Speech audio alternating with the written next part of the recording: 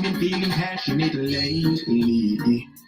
Just loving music as much as I love ladies. Oh, the artist them not cease for motivate me. Please press this for right music will elevate me. Let's work as one and encourage each other daily.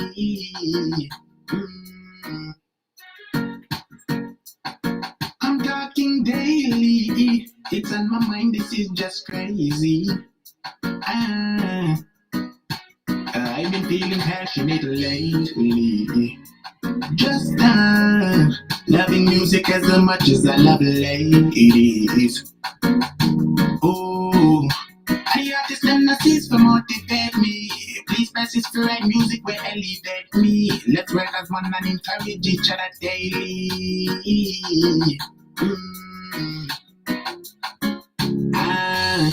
Look the chorus beats and dissect them down to melodic words of inspiration where I feel the youth to prosper. Youth when they feel things aren't working out, be certain to the ego and assured that you're still not there till I start all back. Till I start, tell yourself that this is where the road stops. NASA, just let the plastic marks nothing so NASA. Would that tell them no difference? Go within and rise the God to the surface and realize man a creator. And this is just a database. Me now go stop play this track till me start the database. Lately, just loving music as much as I love ladies. Oh, the artist them not cease for motivate me. Please press this for right music will elevate me. Let's work as one and encourage each other daily.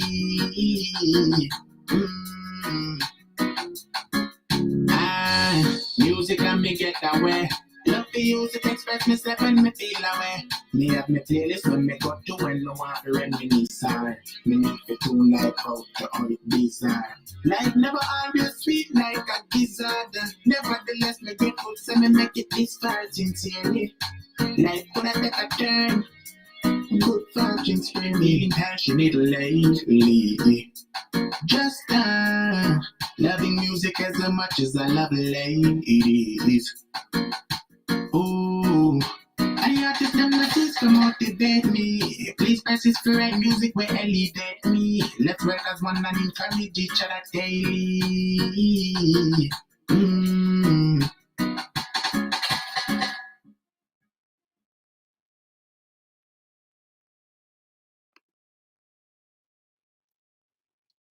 Hello, everybody. Come on into my space. All my realists, I'm waiting for you guys. I've been waiting. It's now 3 minutes past 10 in the PM. Come on, guys. Come on, guys. I'm playing some music while everybody come in. Everybody comes in. Please remember to bring a friend with you. Please, guys, bring a friend with you.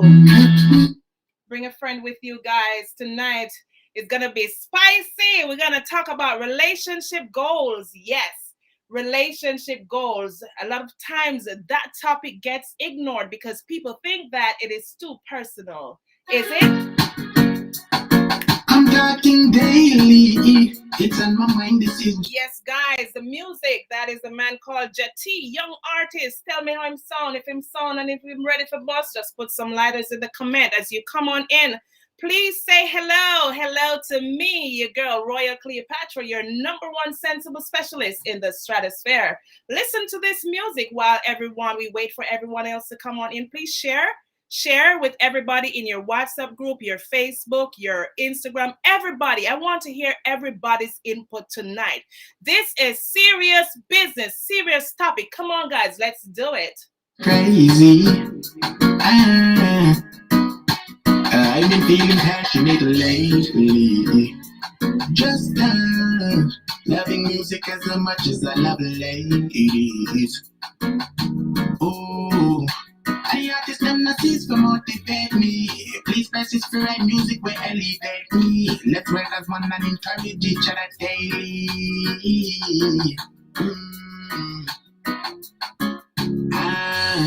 Look the chorus beats and dissect them down to melodic words of inspiration where I feel the youth to prosper.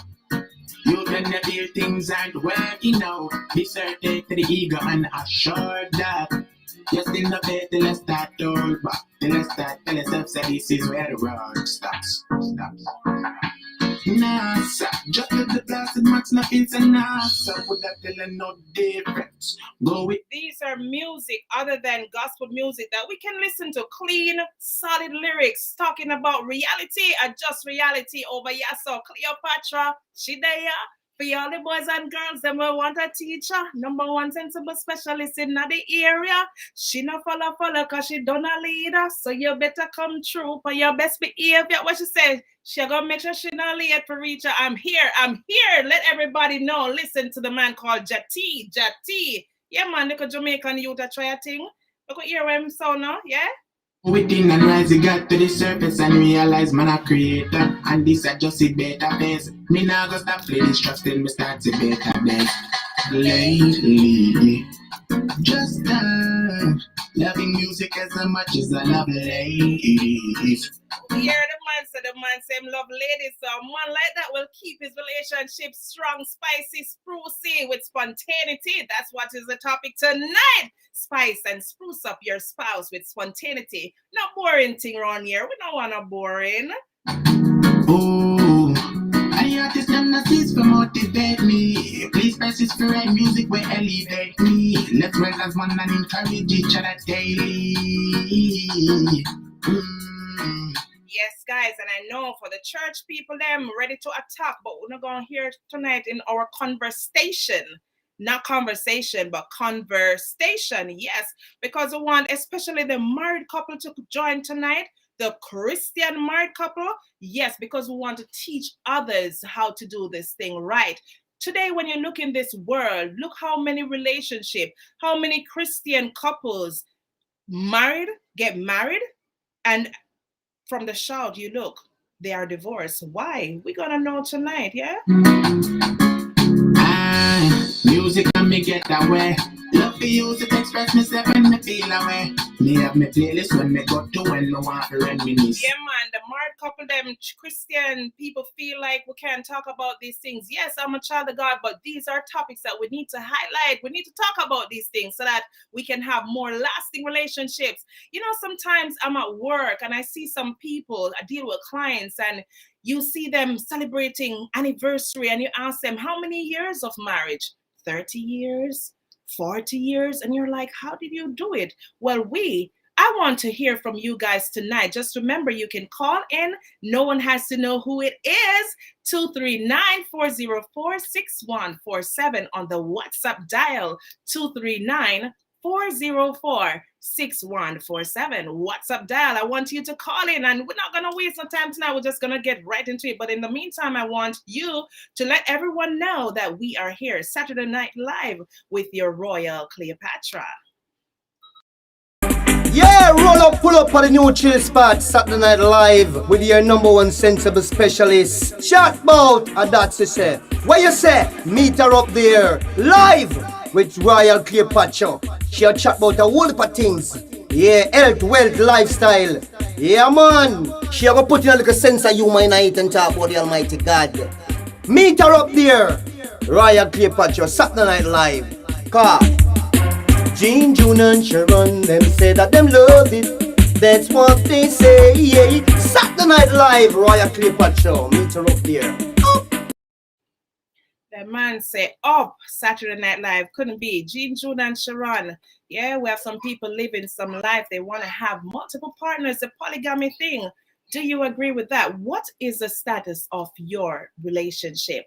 That's what I want to know. I want to get some tips and lessons tonight so that, when I get my husband, we can do the do and we can keep our relationship hot and spicy, with integrity, with respect, trust, all of that things, all of these things rather, you know what I'm saying? Because sometimes, people just get complacent. Once they get married, they get complacent. Guys, while I'm doing the same thing, please share this live, because that is the only way they're going to know about us. Just like I share the drama lives, and I'm going to speak the truth, because, you know, over here we don't mince words, we don't dice words.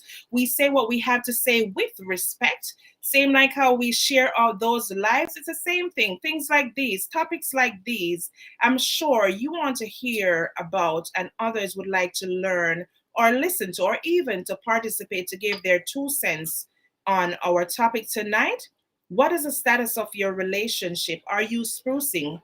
Are you spicing up your relationship for it to last forever? Forever. Forever. What are you doing in your relationship? You know, a lot of people believe that married people, Christian people, shouldn't even talk about this. But if you're a Christian tonight, or if you know some Christian, whoa, you call already? No, sir. Good night, caller. Good night. How are you? Hold on, the caller. Hold on, because we are on live tonight. Looks like we have an early caller. One minute, 1 second.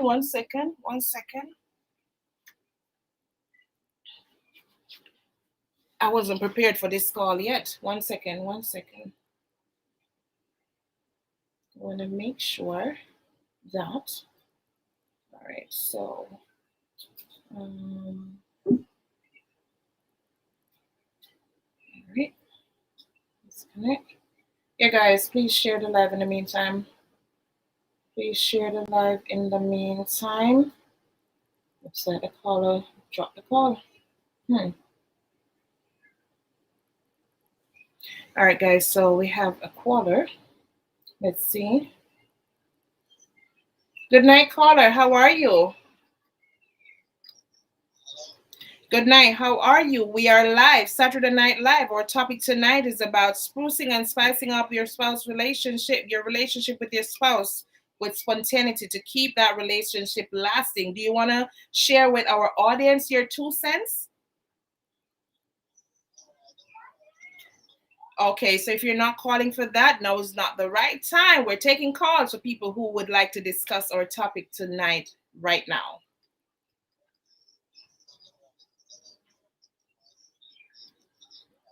You are on live.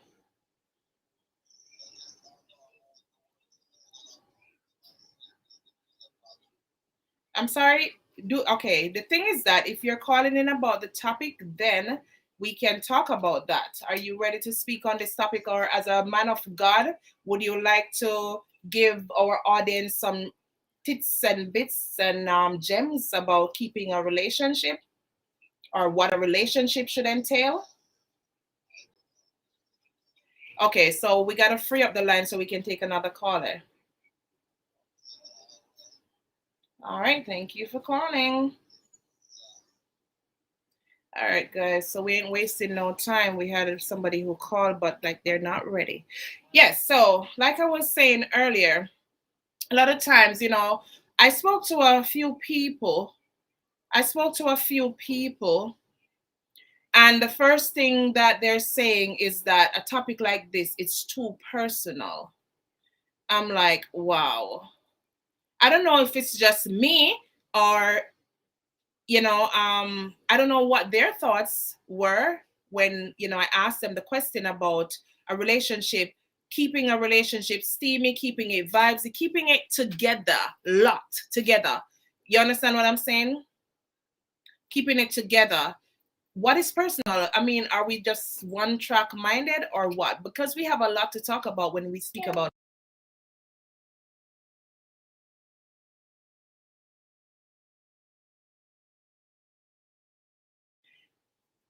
Can you hear me, guys? Hello? Can you hear me? Can you hear me? Can you hear me now? Can you hear me now? Stuggy, welcome, Stuggy Wagwan.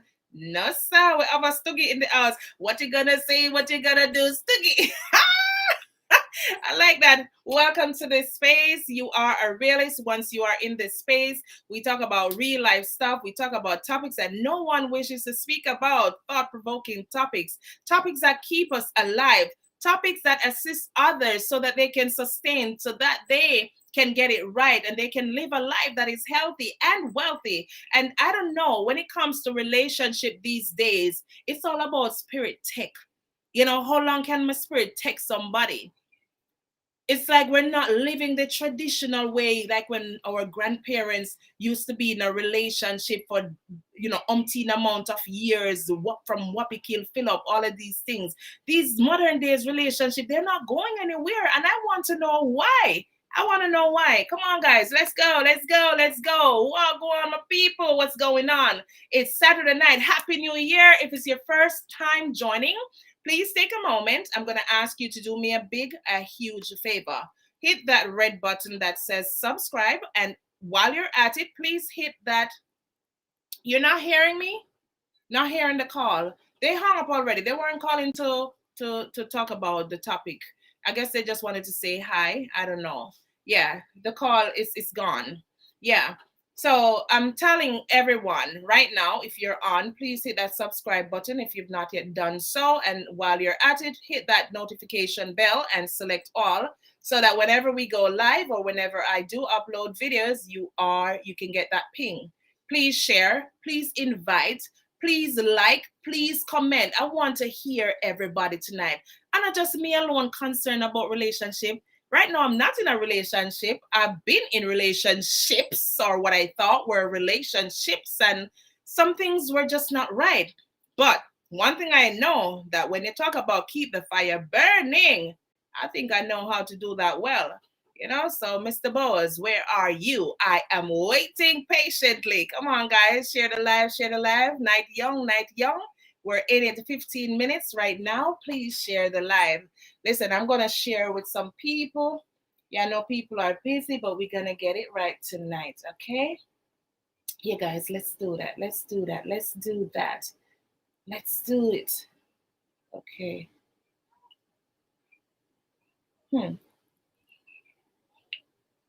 Yeah, guys, come on, let's go. Let's go. How's everybody doing? Happy New Year to you all. Yes, some people coming on. Yes, guys, please, as you come, please bring at least one person with you. Let us get this conversation going. Conversation, that's my new word for this new year.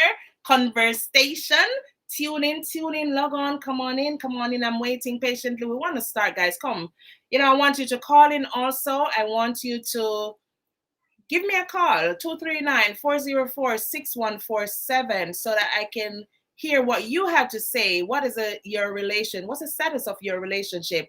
Is it going strong? Is it hot, steamy, spicy? What are some of the things that you do to keep to sustain your relationship? Share with our audience, with all our realists. Once you're here, you are considered a realist. You come here for the real deal. You know what I'm saying? Yes. Yes, guys, I'm just sharing my live. Bear with me. Rock and come in. Yeah. Rock and come in, guys. Rock and come in. Yeah. Pastor, start about them something here too. Chaplain, start about them something here too. The church need to talk about these things and assist, especially the younger people, the younger generation. Yes, the younger generation. Like I said, relationships are not lasting anymore. It's like, or it becomes a routine. Like you get up every morning, you wash your face, you brush your teeth, and you take a shower. That's how some relationships are, like a routine. Let's not make it a routine, because it's gonna become monotonous. Every day you get chicken and you're just eating chicken, or every day you go to a restaurant, they make the people them know you buy your order. Every day you go, you just order the same thing. They will poison you, man. You were dead. You know what I'm saying? We don't want to die. We don't want to kill this relationship. We want to keep the fire blazing, burning. Come on, guys. Come on. Tonight, let's make this topic a hot topic, a spicy one. No daddy. I sound boring? CM sound boring? No, sir. No boring over here. No boring over here, guys. Please. No boring over here. Let's do this. I'm gonna play a song. I'm gonna turn it down, and let me tell you, yeah, because some songs, it fits. You know what I'm saying? Yeah, it fits. Yeah. Let's turn this down. Excuse me, guys. Yeah, guys. Okay, pass. Yeah, guys, nobody needs boring. Nobody needs boring, guys. Listen, let me go grab something real quick, guys. Just a moment. So,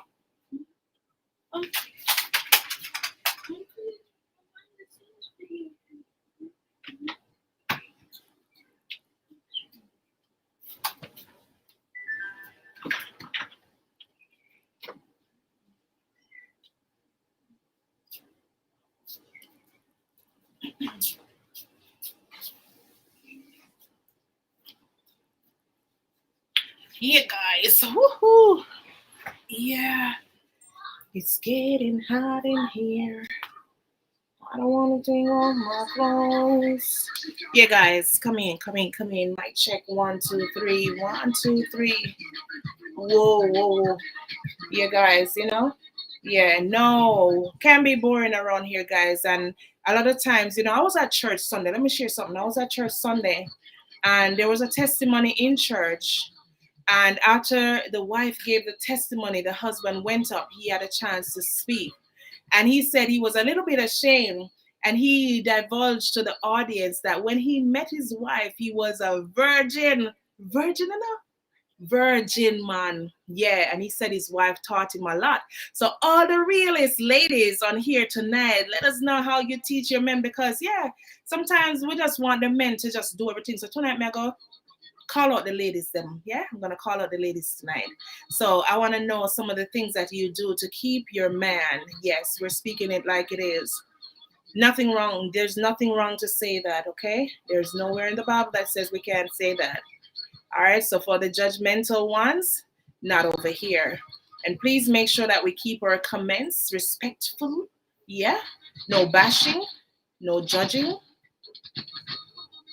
nothing like that. Okay, guys, come now, guys. One away pan phone and open it and listen, listen, listen.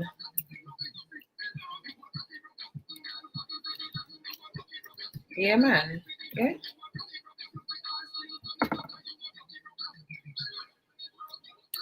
Come on, guys. Come on, guys. So I guess nobody on here. Everybody single like me. All the single ladies, all the single men, everybody male boys, but I'll wait for mine. What going tonight? Yeah? Come on, guys. Some of us, we're having relationship problems, so we want to hear what are some of the problems. Yeah, we could take some of that, and we want to hear some solutions to keep those relationships, to save those relationships. Yeah, I am reading an article, and it says that it's a rare couple that it's very rare when couples don't run into bumps. Okay, bumps in the road, let's be real. And if you recognize ahead of time, though, what those relationship problems might be, you'll have a much better chance of getting past them. I'm reading an article. And even though every relationship has its ups and downs, successful couples have learned how to bumps and keep their love life going. And this is according to some particular marriage family specialists or therapists. Mitch Temple. So what we're talking about tonight, we're not afraid to speak it because we go to church. Come on, church people are not married. Church people are not in relationship. That's why some of these relationships are not going well. So we're here to speak about it. Okay. So according to Mitch Temple, he's saying that some couples are able to get past these bumps in their marriage. Okay, and he's the author of The Marriage Turnaround. That's a book. They hang in there, they tackle problems. So they don't just look at the problems and argue about it and just not doing anything about it. And instead of trying to patch it up and mend it, they gone out the street and gone astray and doing all manner of evil. No, they tackle the problem. So in other words, they sit down, they communicate with each other. Babe, I got a problem. I need to speak with you. What's going on? Hey, babe, and we have a conversation. You understand? That's my new word for 2022, 2020. Fuel, yes, conversation right here, right? And they learn how to work through their complex issues of everyday life. Teeth and tongue must meet. We hear that, right? And there, it's not just about arguments. It could be there's some malfunction that's going on. Probably somebody has an illness, and then you have ED, in other words, erectile dysfunction. We hear the doctors speaking about that every day, so we can speak about it, right? Or we have women who they've never experienced orgasm because for whatever reason, They may not have feelings, they're libido, there's nothing down there, all kinds of things. So let's talk about them tonight now. I'll continue to read. Many do this by reading self-help books and articles, attending seminars. Yes, people go to seminars because they need assistance. They need that help. Going to counseling, observing other successful couples, right? For example, you have the young couple, I think they're doing good as young couples. They're like under 40 and they're doing really good with their family, on a whole. Because remember that some relationships involve children. So this topic is a broad one. It's not just about sex. I know that. And that's why when I went to some people doing a survey, that's why most of the feedback was like, oh, it's a personal one. What is personal about speaking about relationship and, keeping your relationship alive? Right? Some people use trial and error. Now, what are some of the problems? All relationship problems stem from poor communication. See, I didn't even read that yet. Poor communication. And this is according to Elaine Fantle-Schimberg, author of Blending Families. You can't communicate while you're checking your BlackBerry. Whoa, we're going to talk about that. Because you see, with this social media, even though I'm using social media for positivity right now as I speak, social media is taking away a lot from relationships these days and it's causing problems. Better believe it. Some of us, social media is causing problems in our relationship. Can I get an amen? Hello, we keep in church tonight. Yeah, you. Watching TV or flipping through the sports section. Well, I know that some men, they like women who like sports or, is a sports lover as themselves. So like, we spoke last week. Was it last week where we spoke about relationship? Like, does size matter? And some other things came up while we're talking about it. And I'm saying that when you're dating someone, that's where you get to find out the other person who you want to be with. And it is good to date, and date is not equivalent to intercourse.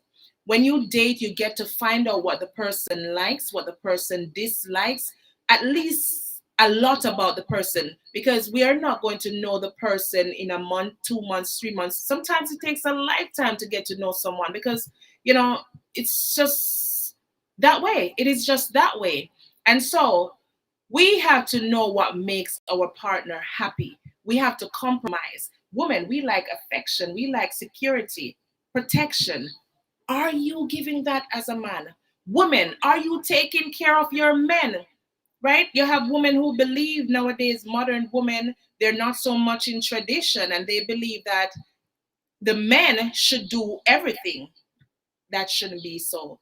These are some of the things that cause relationships to go haywire and for people to separate and eventually divorce. And you have some women, them don't take care of them man, them husband. We're talking about husband and wives when we're talking about relationship here. We're not promoting any other thing right now. We know that it is happening. I was once there, but we're promoting marriage in a good way.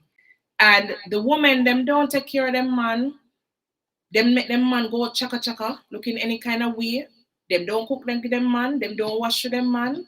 Or them don't wash with them man. Or say, honey, let's do this together. Them not do nothing with them man. And then when things start happening now, hey, blame game start. Blame game start. Blame game start. Am I telling the truth, guys? Listen, I don't want to sit down here and talk by myself tonight. No, I'm going to try to break the ice with you. Come on, man. Come on, man. Come on. Hello. Am I speaking the truth or not? Some young girls, boring, bad. Young girls? For real? I lie. Young girls? Me don't think so the young girl, them sassy and like sassy perla. Young girls? Not engaging. So Stuggy, talk to me. You know what, call in WhatsApp call. Nobody know who you be, because I don't even know who named Stuggy. But would I like to hear some things? For real, 239-404-6147. 239-404-6147. Here's the number on the screen. 239-404-6147. WhatsApp call. The line is open, wide open. Yeah, man, wait on them. May I try to broaden the eyes, may I try to educate them at the same time, because people need to be educated. Every day we get up, instead of we sit down and gossip and listen. I better say this was a gossip drama me I talk about where Auntie Donna say and what this person say and all of them kind of stuff. I bet you over here would have full. But when we're talking about stuff that edifies us, inspires us, invigorates us, nobody wants to hear. Nobody don't want to talk about that real life stuff. Nobody don't want to talk, but that's okay. So Stuggy, call now. No, 239-404-6147 if you have your Wi-Fi up already or your data. Yeah, man, but young girl, that surprises me though. Because them young girl, them one I say them love, them can do the things them and them always promote themselves and go on the most way. Say young girls are not engaging because I have seen, for example, Queenie, yeah, she married a younger man, way younger than her, probably 20 years or almost 20 years. So don't quote me, guys. And for most men, younger men who end up marrying, like I said, we're promoting marriage, we're promoting relationship in the form of marriage and so on and so on. They're saying that the older women are more experienced. I mean, I could say that that's true because I consider myself a middle-aged woman. And so most of us, we are experienced. So we know what we need out of a relationship. We know or should know how to treat our men, our kings, right? Listening on the phone. Or you're listening on the phone. Oh, okay. You can't call in and then go back and listen on the phone. You don't know if the things go. You don't know the shops go. You don't know if you do the thing, man. Yeah. But yeah, So, guys, let me just continue read while we wait for my callers them. Yeah. All relationship problems stem from poor communication, according to Elaine Fanto-Schimberg, author of Blending Families. I read that already, yeah? You can't communicate while you're checking your BlackBerry. So I've had relationships before where phone was a problem. Yeah, phone was a problem. You can have your partner and even the phone, them carry the phone go to bathroom. My God, man. Come on now. Bathroom, every time them go to the bathroom is that them can't put on the phone. That's a problem. That's a red flag right there. So red flag, red flag right there. So them know every minute they're on the phone. You and them go somewhere, you go to a restaurant for eat, or you and them go somewhere on an appointment or something. Them dung in them phone, dung in the phone, dung in the phone, dung in the, like, no sir. I don't like that. Like I said, women like myself, we love attention, affection. And a lot of times we don't get that from our partners. Yes, sometimes some of us can be overbearing a little bit or probably selfish. But if we know that we are getting the attention and the affection, one-off situations won't bother us. But when every day you sit down on the phone and you scroll and you text and you're going like you know respond and all these things, it's going to cause a problem because trust is going to become an issue. Watching TV.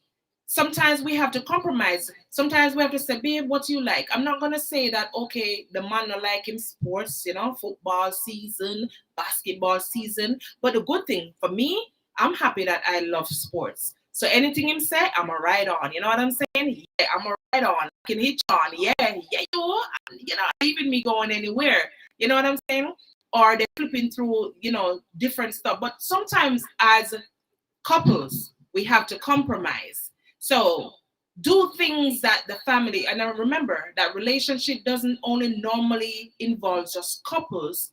Some relationships include children. So we can talk about many different things as it relates to keeping the relationship stable, because sometimes when you have children, you have to get away from them as well. Have time with your partner, because that can be overwhelming, especially when the two couples are hardworking people. The children are going to school, or you have younger children and they require your time. Sometimes that can become overbearing.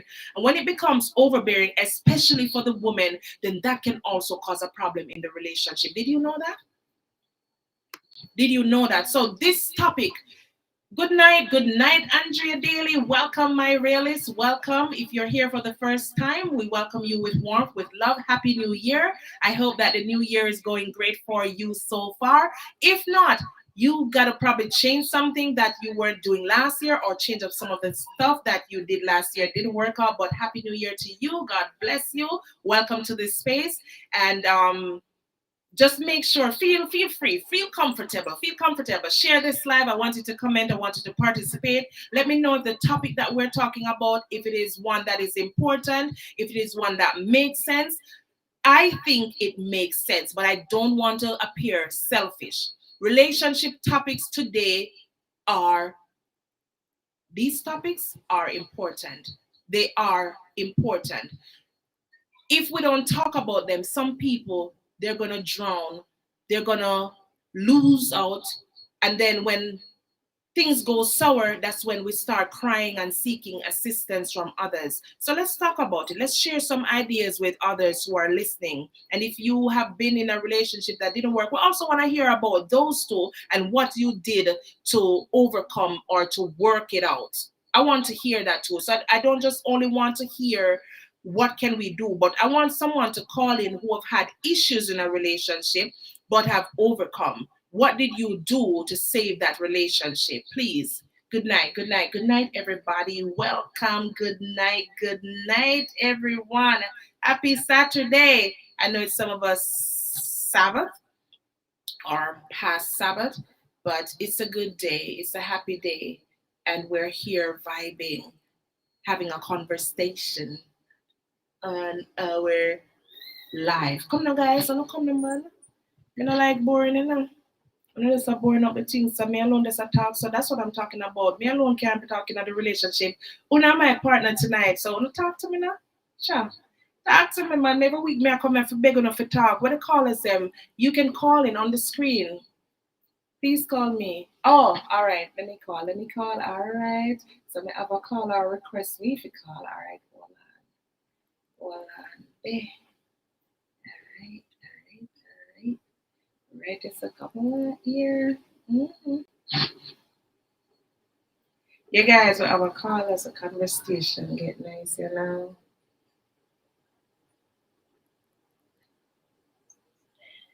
Good night, caller. You ready to go on live? You are live.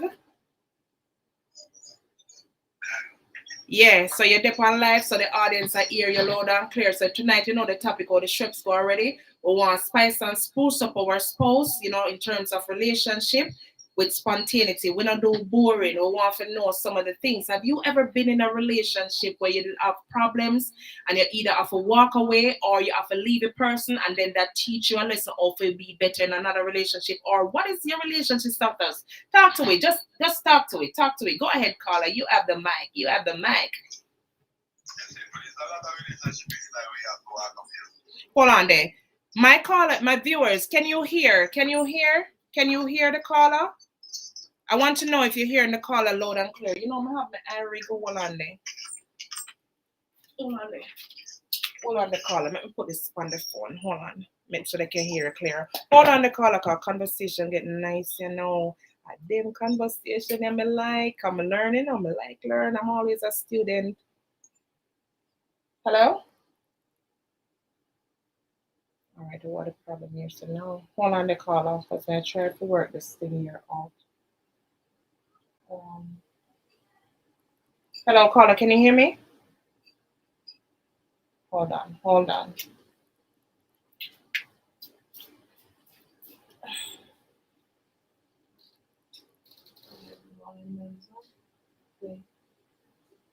Are you there, caller? Still here. All right. Guys, let me know if you can hear the caller loud and clear now, please. We need your feedback, guys, because the caller wants to drop some gems tonight, and I want to hear, and I want you to hear. So let me know. Don't just respond or type and say yes or no, please. Jesus, it's not like a pulling a tooth. My God. I bet if I mix up everybody, I type away. Wanna come the man? Wanna can't hear the caller? One true caller. Whether them can't hear, so I know, everybody act like them dumb. One. Go true. Yeah, I'm saying things like this. Whether male or female. Me I get hot. You know, it's always the point that a person will be asked the next partner to change when they more change themselves. Wow. So you have to say to yourself, now, if you in a relationship and you want it to work. And you ask your partner to change. Why you can't change? This is not a one-side relationship. You see where I come from? Yeah. So basically, you are going to have to doing whatever you want to do, but then you want that person to stop doing what they want to do. Like, for instance, meet a person in the streets and he's a street person, but then you want to take him out. I put him in the church, but then you want to still go to a club. No, Jesus. How that ever work? That's not going to work, for real. Exactly. And I'm not talking about female, I'm talking male and female. Whatever side you want to take it from. Mm-hmm. But that's the thing when I mentioned earlier. If you were here, if not, I will reiterate for the late students, them who come to school late because class is in session. That's why dating is important. What you say about dating? You don't think that dating is important? Dating is very important. But you know, there's a lot of the time the person you date, that's not the person you fall in love with. Wow. What do you mean by that, caller? The person you date is the person who show you, oh, that I'm this person. But the person you fall in love with was the person you see. I was like, oh, that person is spontaneous and they can take you to the level that you want to go to. But after certain things start accomplishing on their side, they change. It totally change. You know, relationship right now. Mm-hmm. I don't see love no more in relationship like it used to be. I see used to get along. Spirit tech. Exactly. Mm-hmm. Very well said. Yeah. Spirit tech. Yeah. And how long your spirit can take the person. Yeah, can take the person. Yeah. But you see, I was saying that, you know, our grandparents or our parents, they've been in relationship that lasts like everlasting, ever ready. You know what I'm saying? And I'm saying that, okay, I understand. And as you were speaking, before I even started the live, it really came to my mind about some people know how to pretend very well. Because one of the things why relationships are spirit tech these days, people have become glorifiers of material things. Right? So it's all about, okay, let me see. Okay, I'm going to go on a date, but I'm looking for a money man. I'm looking for a man who has assets, has business, when me don't even have dry, you know what, in my, you know what, right? I don't even have anything, but I want a money man. I don't have my thing up. And what I want to tell, especially, so I'm going to be on the ladies tonight. I'm going to be on the ladies real hard tonight, because these are things that I've seen, Carla, right? So me now as a woman, me not have it together, but me want a man who have it together. And then it's not even because I love the man, but because I love his money. I love his Rolls Royce. I love his mansion. I love his fat bank account. You know what I'm saying? And so until my spirit can't take him no more, then I'm gone. And that's why you find right now a lot of violence even happening, especially even in our home country, Jamaica. You understand? In the Caribbean. Exactly. You know, I went to Jamaica about 2 years ago, and I was in South St. Elizabeth, and a lady inside of the party profiled me so much that I didn't even feel comfortable of staying, you know. Wow. Because I went there, and, you know, I was hanging out with some of my friends from school days, so we were just having a blast. And the lady came over to me and said, yo, buy me a drink. And I was like, what if you get money from? And I'm like, yo, I'm from Balaclava, St. Elizabeth. Me not even know if I need to tell me to buy a drink. You tell me to come for a fire. And the woman profile me so much. The woman said, look at your t-shirt and fit them t-shirt. Your t-shirt white, that way they fit them white. I mean, I said, when the backside is up right now. So the woman could have tell me, say, I'm me a spend and none of them a spend. We just give them to spend and this and that. So she would be ready to go into a relationship. I don't even know how long that would even last, you know? And that's why you have a lot of one-night stands. Don't even end up in a relationship. But let's say, for argument's sake, now something like that, you were the type of man who you know, be ready. You know, you don't care. Anything that looks like it's wagging, like, you know, it's a skirt tail and you're ready to go into that. I know that, let's say you got in a relationship with somebody, because you have a lot of women, you know, who pretend. Men pretend to, but I think women are more pretenders than men, to be honest with you. And especially if it's a situation where we see a man, all right, we have so many things to say. Let me start by saying this, caller. You have some man, you know, they might not know how to dress, put themselves together. Them clean and stuff, but it's like they don't know how to put themselves together, right? Me personally, when I have my partner, my man, husband, I would like to see him dress a way that looks respectable and all of that, because, you know, the baggy, the jeans that drop off a bottom. But let's say you have a man where probably him not have no money up, but him can put himself together, but him not know so much things. Like I said earlier, at church Sunday, the man was saying that his wife taught him a lot. You have some woman, probably that man saw a woman on the street, was interested in a woman, the woman now pay him no man. Here comes another woman now who sees this man and sees certain qualities about him, starts to date him, get to know him, and then end up in a relationship with him. Then you find that other women now would want to start coming to this man. But I hope that man would not be like some of these men who would want to go out after this woman, takes him in and try to, you know, make him a better man. Because some of these things happen in relationship, and that's why these relationships don't last. But when you find that someone who is not pretending and they're being them real, authentic self, I think these relationships, if they end up in a relationship, I think these relationships last longer. Because some people know how to pretend very well. Yeah. Relationships right now, I think we got to put on hold. Put on hold? Why? It's not working out.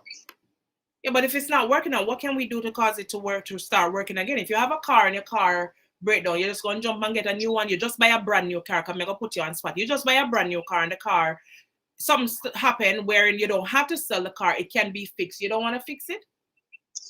But them not trying to fix it no more. But that's what I'm saying. What are some of the things that have you ever been in a relationship that didn't work? Yeah.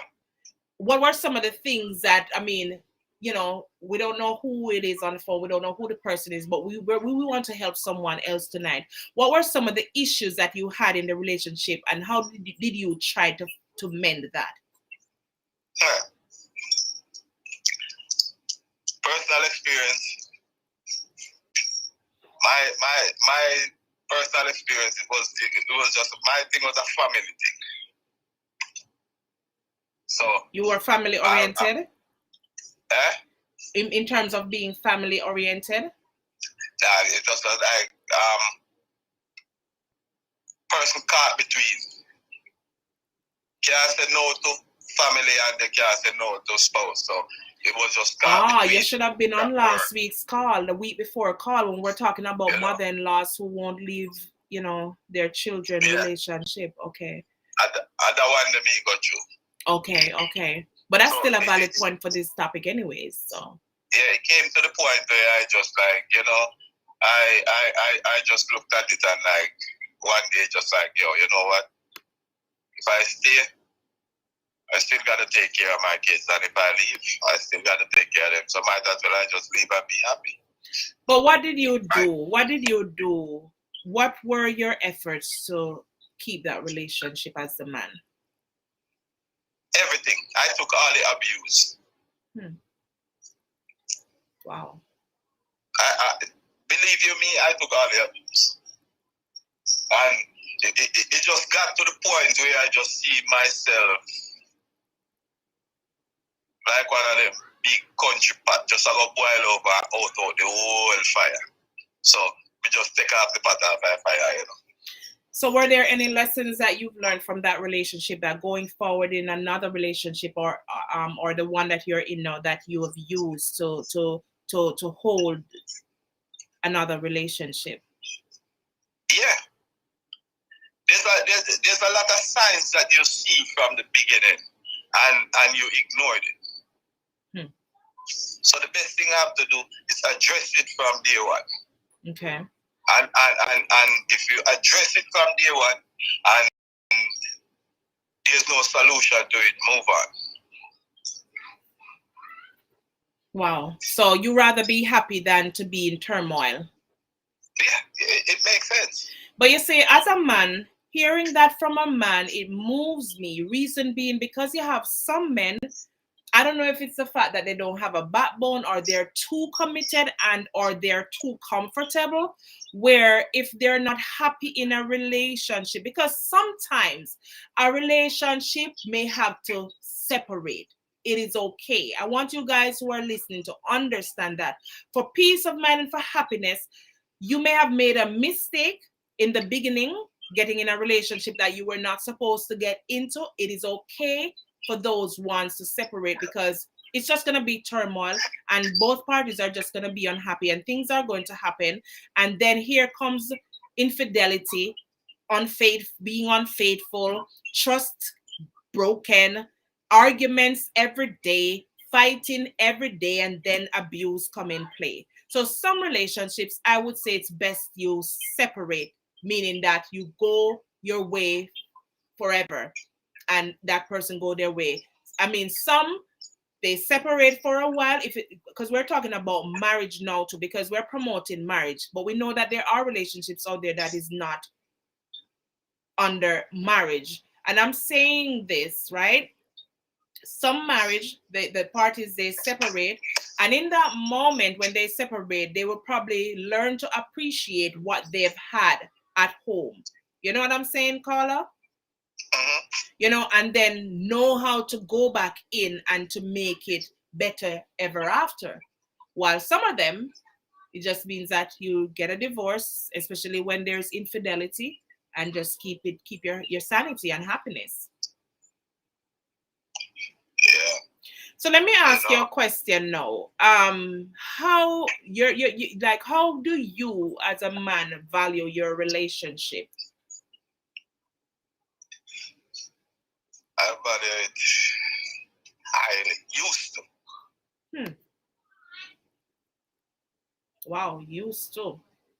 Used to. That means a trouble there. And it's not a matter of trouble there. You stay away from that, you know. So you rather staying away from relationships now? Is that what you're saying? It makes sense. Forever?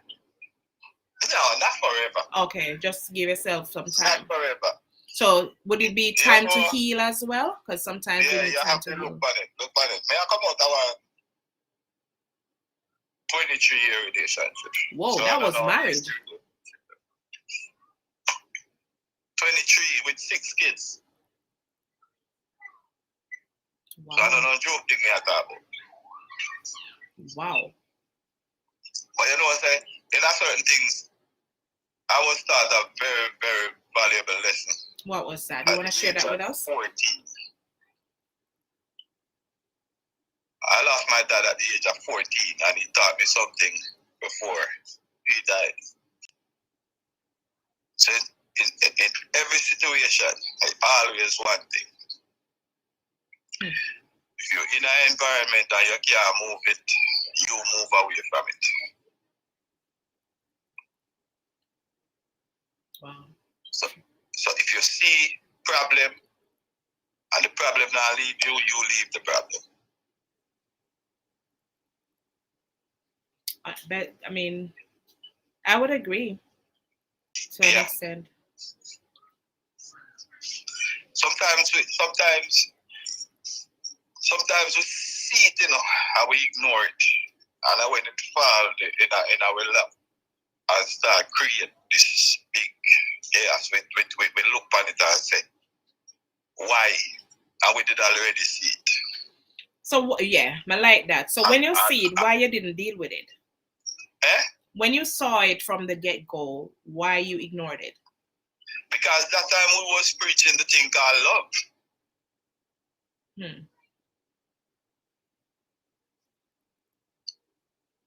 That time we was preaching love.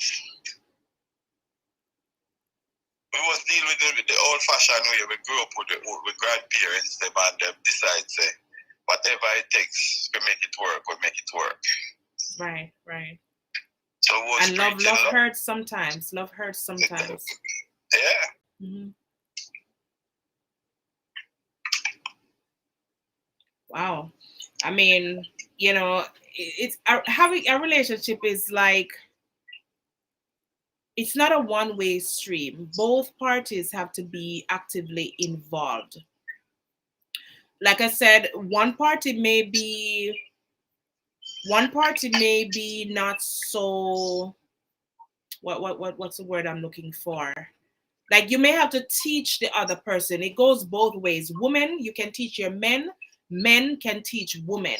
Some of us, we don't want to be taught, especially the men. Corrections. Love does not hurt. People hurt. Love hurts. Let me explain. Hold on, caller. I'm responding to a realist comment. Love hurts. Love do hurts. And let me explain how it hurts. As you heard the caller stated, I'm sure he loved this woman. And he would have done anything it took to be with this woman because he loved her.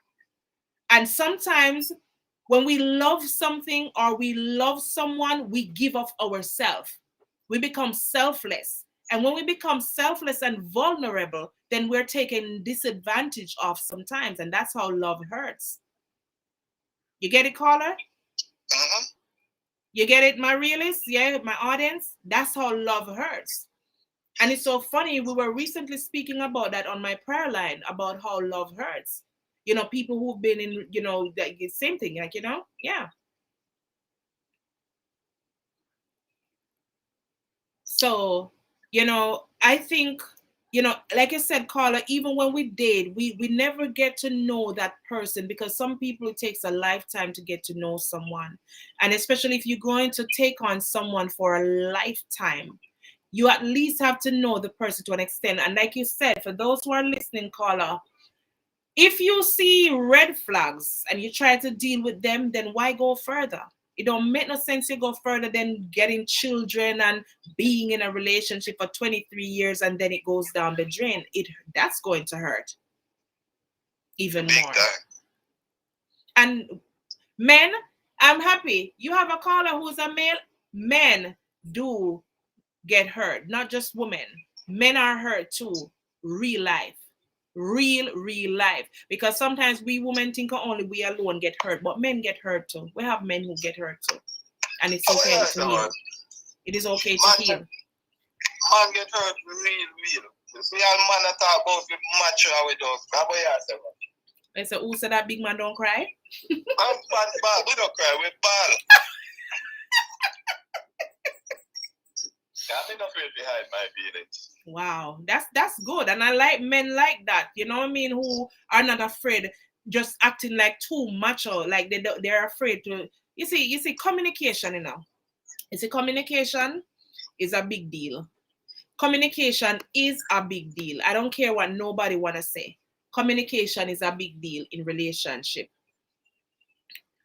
It only takes two of you to sit down and just talk about something. Just speak about something. Speak your mind.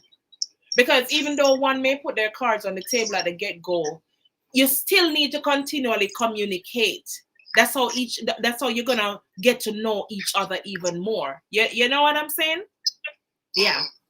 Communication is key. Communication, respect, having boundaries, trust, support, because too many times we find relationships are one-sided or lopsided. So we have to learn to support each other. If you are in a relationship and the support is not there, what are you going to do? And the other person decides not to do. It's not gonna work. It's gonna break. And especially you mentioned something, when we get family members, too many times we have friends in our relationship. That's why some of our relationships don't work. Social media, you understand, not compromising with the TV or what we watch or what we do. We have to learn to do things together most of the times. I'm not saying that we don't have our own little personal likes and so on and dislikes, but friends and family, most time cause a lot of us relationship. We're not able to stand our ground. We're not able to stand up as men. And I'm speaking to the men now. Most men do not know how to have a backbone and stand up and say, look here, enough is enough, and I don't think so, or this is what I think. As you say, you got to express your feelings. But you know, one of the main problem in a relationship, right? You know, it's the same thing, the technology. Yeah, man, social media. Technology. You go up on a date, right? Everybody have to take a picture with them and eat and this and that, and now have a conversation to find out. Or everybody's at the table on their phone. You know? Have you ever experienced that with the phone issue? Really? Wow. So guys, that's one tip right there. When you go out on a date with your man or your woman, put phones away. Put the phones away. That will cause problem. It's taking away time from your togetherness. So go ahead, caller. I've been by a friend house and both of them was in the same house and they're texting each other. Hold on. You laugh too quick. Say that again. I said I've been in a friend's house and him and his spouse was texting each other about what they were doing. They wouldn't even have a conversation. Just text the person. All right. So let me tell you how text can work now. You can use it for spice up a relationship even when you're in the house together. But I understand your point just now. So what the caller is saying, my audience, is that he's seen his friend and his spouse, he's around them, and both of them are in the same house, and they're texting each other because they don't want to verbally communicate with each other. Obviously, they're probably in some sort of malice, right, caller? Yep. All right, so here how we're going to twist the one there now. We're going to twist the one there and make it spicy. Look at this now. You and your partner in the house together. Partner may be in the bedroom laying down, just come from work, take a shower, lay down. You're in the kitchen preparing a meal or washing the dishes or you're doing laundry. You can't send if they're going to sleep, then they're going to be sleeping. But say that they're just resting, laying down, resting, probably watching the TV, but you're doing something at that moment with your while your partner watching TV. You can't send a text and a little nice, sweet, sexy text to your partner. You can you can turn it around and spice up a relationship with that. Yes, you can. It's not only if the partner is at work or distance away from you. That I've seen happen already. But that's nice. Yeah. It's like you keep it. Let me tell you, I don't know if my listeners are getting it, but I have done it already. So let me put it out there. I have done that already. And things like these keeps the heat. It keeps the flames flickering. You know what I'm saying? So it's like you can turn something that is bad into good. If you get what I'm saying, you know? Mm-hmm. Because you're supposed don't expect that, you know. I'm sure most men or women wouldn't even expect that. They would say, oh, the only time a man and woman texting at the house is unless them keep malice, them not talk. No, you can turn it around and use it as a spicing up ingredient. Yeah. People don't know that. In all honesty, the good old days. When last you hear a man, you hear somebody talk about, say, they got home and there was a bath running and there was roses in the bed. Talk the things them now. Talk the truth. Yeah, them something that.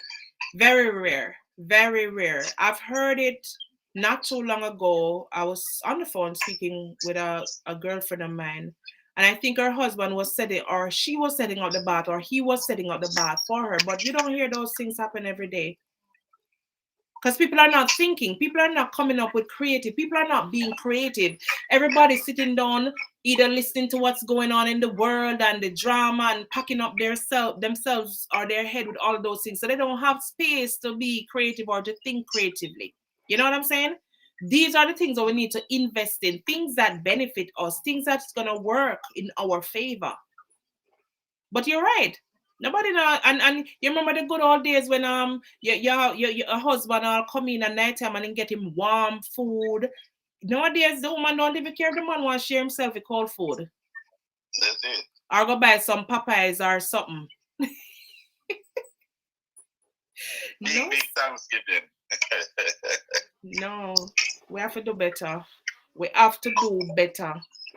We have to do better. But anyway, what I want to touch upon now, because we have a whole lot of different things. Because we talk about honesty, accountability, trust, support, shared responsibility, independence sometimes, having that autonomy to do things. Because some of we rough up the man them, or beg them do something, and the man probably don't know how to do it because it's like a woman work per se, and we'll rough up the man when I teach the man and I say, okay, babe, nice try, but let's do it together. Let me show you how to do it. No, sir. I say, you do the sitting, you have people do the sitting good, and you just belittle the man. I'm guilty, so. Can I be honest? Because somebody said we'll be real, we'll be real. We're not fake, not we're not tell the truth. But guess what?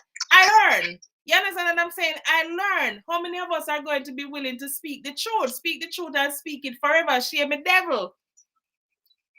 You know what I mean? We have to learn to teach them. And I think women were born teachers. We're mothers. So that role it falls in our lap. You know what I'm saying? We're not taking a man for our son or anything like that. But I think most times it's a woman's responsibility to teach her man. So I think our two. What you think, Carla? I mean, not to say men can't teach their women, but I think by nature that was how it was set up.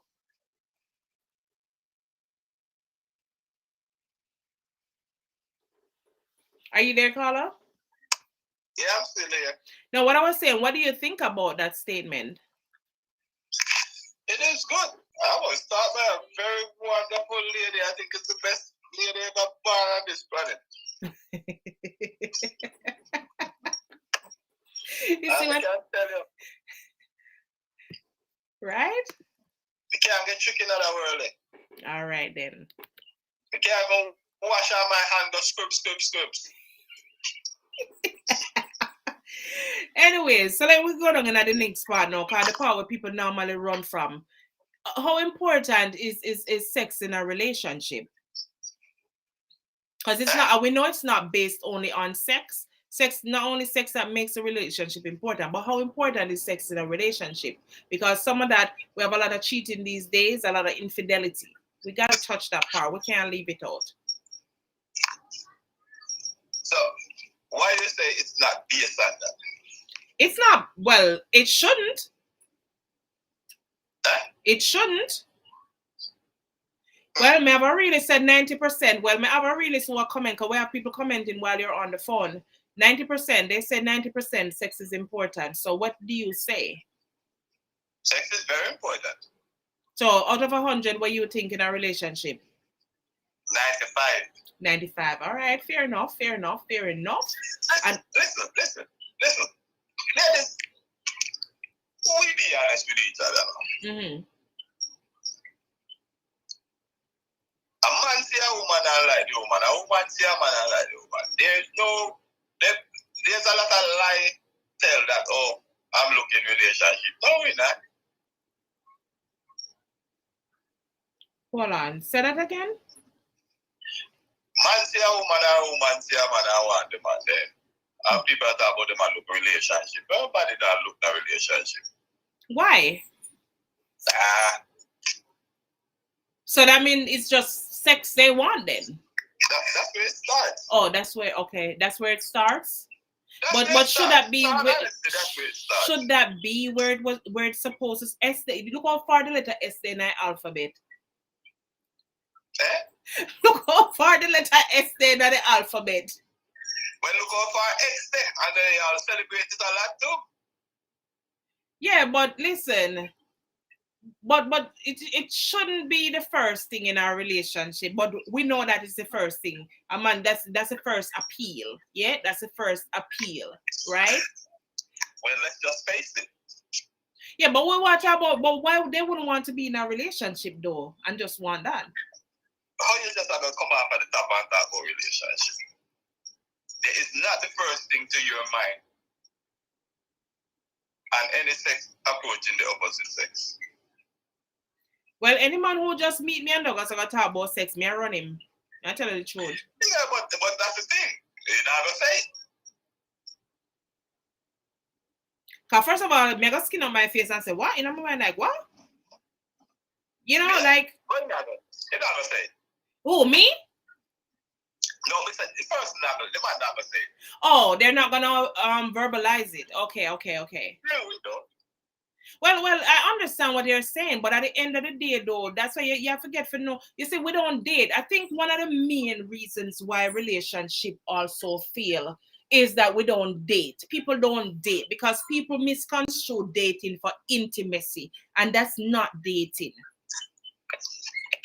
People don't think say you can go out, you know, invite someone to coffee or to a park or wherever, and you sit and you talk. Because remember, the more you express yourself, that's how you're gonna get to know the person a little bit more. You're gonna know if the person is an abusive person. You're gonna find out some of the things that the person like. You're gonna also kind of find out you don't want to ask any questions of the past because the past is not your business. The only time you want to know about a person's past is if it's going to affect you.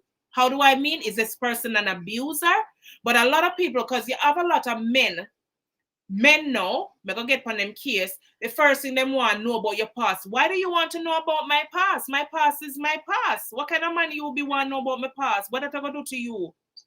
Is that a point where it's detrimental to you? And the questions that they're asking is not even, I think that's so rude. On both parts, right? Yeah. You got to point that out. Because it's also a question that's been asked by females. True that, but most times are the men them. True that. You know, I mean, me asking a man about his past, the only thing, for example, I want to know, like, how many children, and I mean, I'm not going to ask about your past and say, how much woman did you have? No. I want to know, do you have children? And with that being said, no, with that one question, then we will know if you have one bag of baby mother and them something there and so and so and so. So we have to know, we have to come with strategy and tactics too. So why it matters? Why it matters? You don't want a baby mama drama, especially because remember, some men, you know, let me tell you this, I'm based on experience. Some men, you see, when a woman would take time out and take some time, a year, 2 years, 3 years, sometime how many years, because the last time when we're talking about how size matters, I think last week or 2 weeks ago, one lady said she went celibate for I think like almost 10 years or over 10 years. I gotta go back and listen to that live, but a long time, like a mighty long time. But men, what men do, and this is what I see, and as I said, based on experience, they try to replace one woman with another, and this is another problem in what causes relationship failure. They want to quickly replace because they don't know how to be alone, not understanding that alone does not equate to being lonely, right? They don't want to be alone and step back as a man and take time out and even see where they went wrong, because them people said they're so macho, they were all right. And sometimes they're so wrong and strong and don't even realize it. So men most times don't want to take the time out to heal. Like, you are a man enough, you understand, to speak the truth and say, listen, you're taking time out to heal before you go into another relationship, because you are of a committed type and a family-oriented person. You want a relationship and one that will last as long as it makes everybody happy. You understand what I'm saying? And everything is going right. But some men, they try to quickly replace the woman with another woman, especially someone who looks like the woman before. They want you to dress like the woman. No, you're not going to do that. And that can cause problem. So you don't even take time to get to know that other woman. So what am I really saying? I'm kind of disagree. Okay, go ahead. I mean, that's why we have conversations. Yeah, sometimes I know it's not really even replace it. How what then? It's sometimes what you would say, I don't want to put it in the wrong. Yes, You know, sometimes it's just the point of when you just hurt so much. Mm. You just want Get back. feel that gap there. It does, but that doesn't necessarily heal you though. Or I help you didn't to say get it was right, but you know what I'm saying? I tell you something. Sometimes some man don't really tell the things, you know. But sometimes we have 2-3 women out there. Mm-hmm. And they have that one woman there now. When that one woman they left them, it come like everything around them blue. Mm-hmm. True. Okay, so we are dealing with. True. So it's like saying, no care how much out there stuff. But when that one they just decides, you know why that it's like it hold everything we have. You don't see it no more. So why I'm not just stay with that one woman if that not happen? Cannot most women are not idiot. Go and do that. You're talking about Leo the liar. Say what?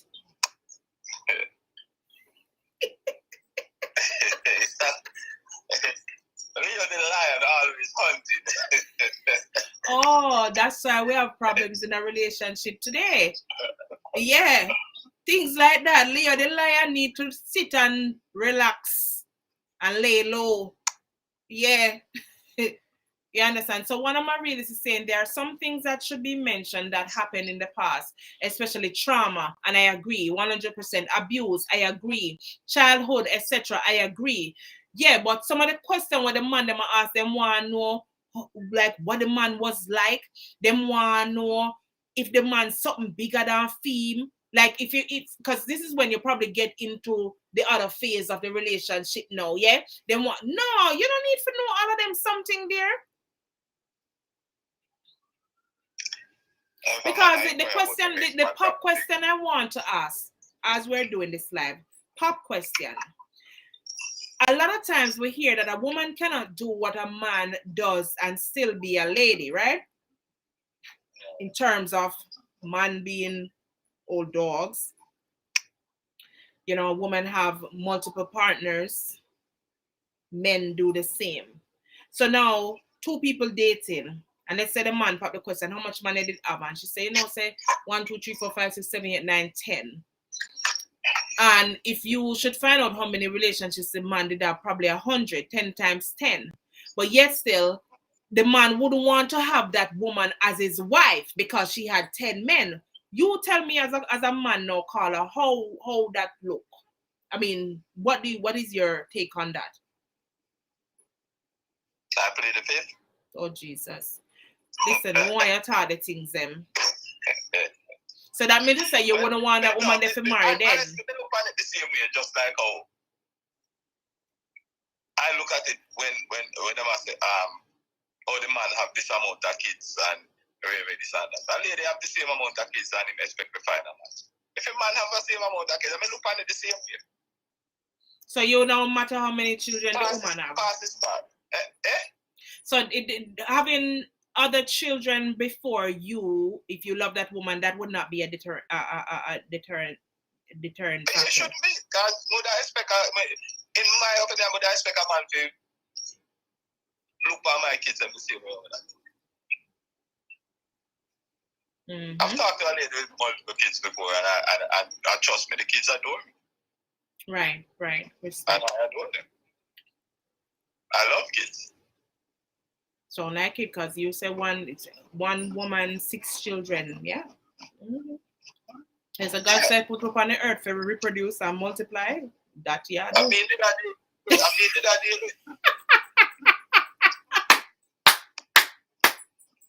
Yes, sir. Oh gosh.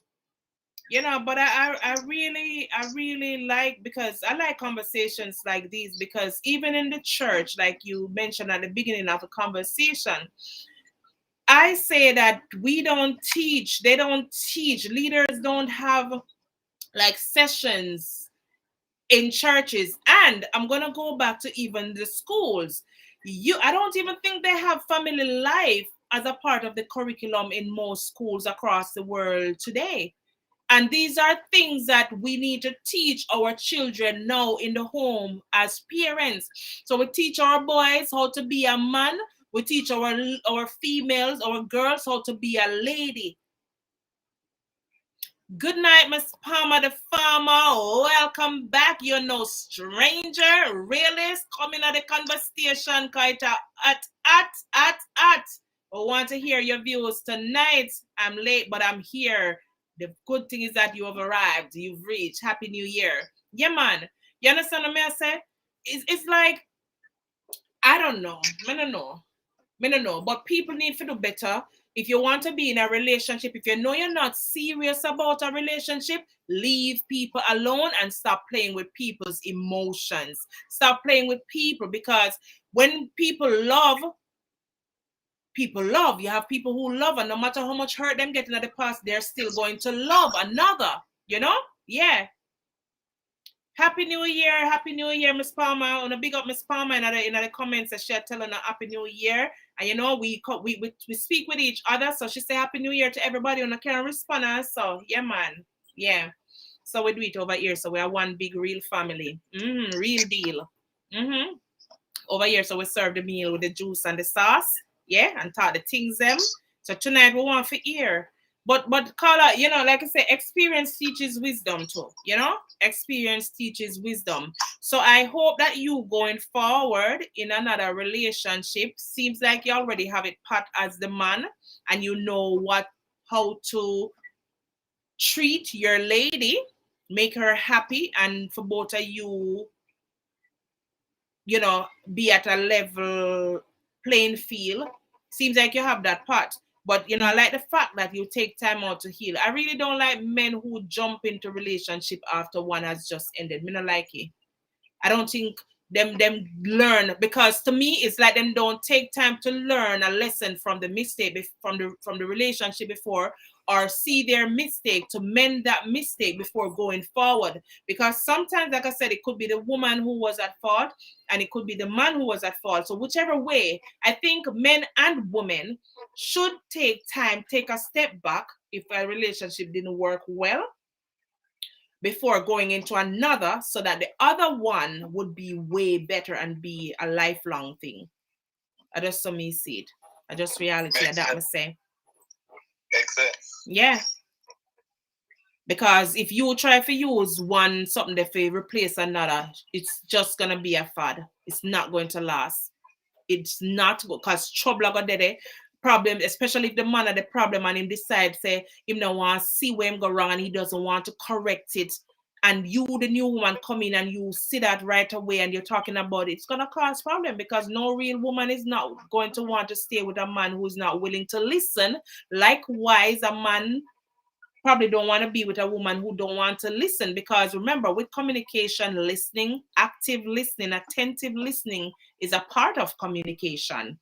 Narcissistic people enough than COVID-19, you know. Lord, Miss Palmer just jump in right away.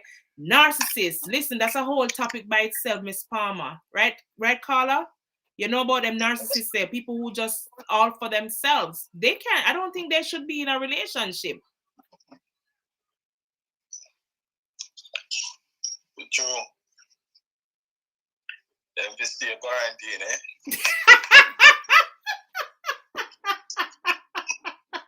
You don't even better, Carla. Beside, they have stitches. No, sir. They try to play victim in a relationship when they know they're wrong. That is so true. Narcissistic behavior. It's true. Yes, so they for quarantine. Them enough that COVID, so they for quarantine. We're not wrong on that at all, right? Same way, so, you know. But the church people them know. I want them there. I want them to listen to me. The church people them know. I'm gonna leave, because we don't want to touch a point there.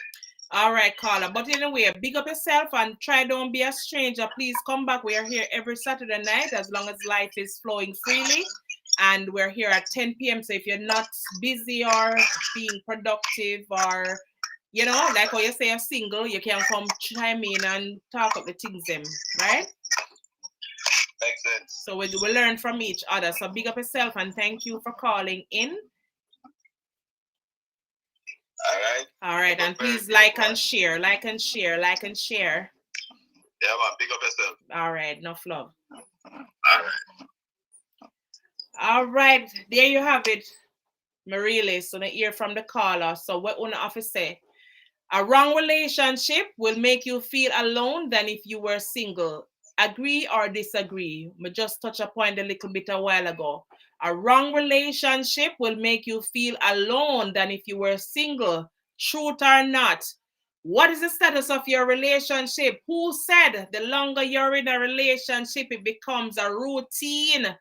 That's a lie. That's a lie. That's a lie. Unless you are boring. I've got juice. We got the sauce for you. How to steam up and maintain the chemistry. You know what I mean? Chemistry. Anybody ever do chemistry in a high school? Yeah. Of a spicy relationship. Hot like Scotch bonnet pepper. Anybody ever try to eat a whole Scotch bonnet pepper? Hotty? Get touchy. Get feely. We got 5 senses. So instead of just looking, listening, smelling, tasting, yeah, cook food nice. We got to get touchy. Touch up your partner, man. Love and affection. Yeah, do the things them. Do. Set the scene. Set the scene. And to hear more, I want to hear more from you guys tonight. So not just call in 239-404-6147. WhatsApp. Dial 239-404-6147. I want to hear on the views. Want to say, the longer you're in a relationship, it becomes routine. Unless you're boring, that's a lie. A wrong relationship will make you feel alone if you were single. Agree or disagree? Come on, people. Let's go. Communication is the key. Yeah? Communication, respect, honesty, accountability, being responsible, non-threatening behaviors. So if you're upset about something, calm down first before you talk about it. Talk about why you're upset, but calm down first. Think about it, rationalize it. Non-threatening behaviors. You don't have to become abusive. You don't have to become boisterous. You know what I'm saying? No. All right? So let's go. Who's the next caller? Independence. Sometimes you need autonomy, like I said. Interdependence. But sometimes, yes, independence, autonomy. For example, you ask your husband to do something, not because he might not get it right, we're going to cuss him. No, sir. I could teach him and say, and laugh. Just crack all a joke and laugh and say, no, sir, you never get it right. Let's do it together and teach him. You know what I'm saying? Yeah.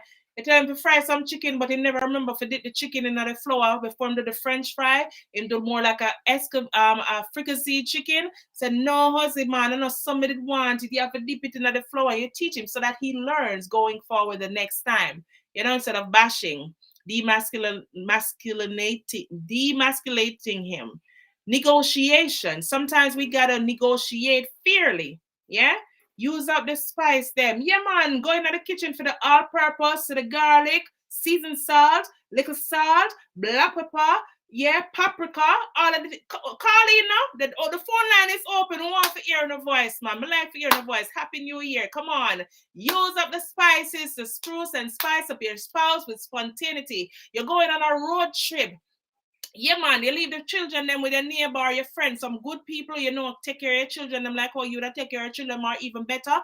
You go up on a road trip. You don't have to have money. You just want to put little gas in the tank and you just go up on a road trip. You don't really know where you go, but you go in sightseeing and you go and touch up your little Aussie foot and Aussie touch up your little woman foot while you're talking, man, and you look on each other and you give them the look there. But you say, look on the road door driver. You take a stop and you just, you know what I'm saying? Enough of them little things here. Listen. Yeah, as church people, we talk about these things. So enough of these little things, spice and spruce up relationship. Yeah, what is your value of a relationship? Treat your relationship better. Come the man, not only sex makes it important. Come the man, but we're going to talk the things them. Are you one boring person when you're driving the party, just sit down and just sit down? Look now, let me show you. You just sit down up and hold your side over your side. You just sit down up straight like an arrow side. You just look straight at you. So, no, man. Turn sideways. Put your foot up on the dashboard. Yeah. And them something there. Spice up your relationship. You're in the home. Yes, sometimes your hair might loose up and stuff, but sometimes comb your hair, man. Make all you know, say if you're a housewife and you're not working, yeah, make one time husband come home and smell the house fresh, clean the house. These are things that helps your relationship. Cleanliness is godliness. You can't want clean hot girl going on the road with a dirty hair under the wig and son look nice and look man. That no work. Come on now, people. 239-404-6147. If me I thought the things I want to call it. If I not thought that we can shut down the live, I don't know nothing. But I come over here so to teach. Yeah? I come for teach you, not for beat you. Me loyal, call me royal, a medium royal Cleopatra. You're #1 sensible specialist in the stratosphere. Enough of the things I want me to talk, I've been there. So then I can come and correct them, help you to correct them. You know what I'm saying? Empowerment, that's what we're speaking about. Come on, people, man. Take time out. Drip, drip. Yeah, baby. Come on. Let's go. Let's go. People. Let's talk. Me know say me can chat and me just sit down here tonight and talk all night till the morning, but me know say una can talk. That's why I know for uno get left because you don't want to talk the things them talk up and no ignorant. Try to play with your partner. Yeah, play. Me love play. Me coming like one like a pity. Hey, me say, I'm telling you something one time. Me no want a relationship. My first real relationship.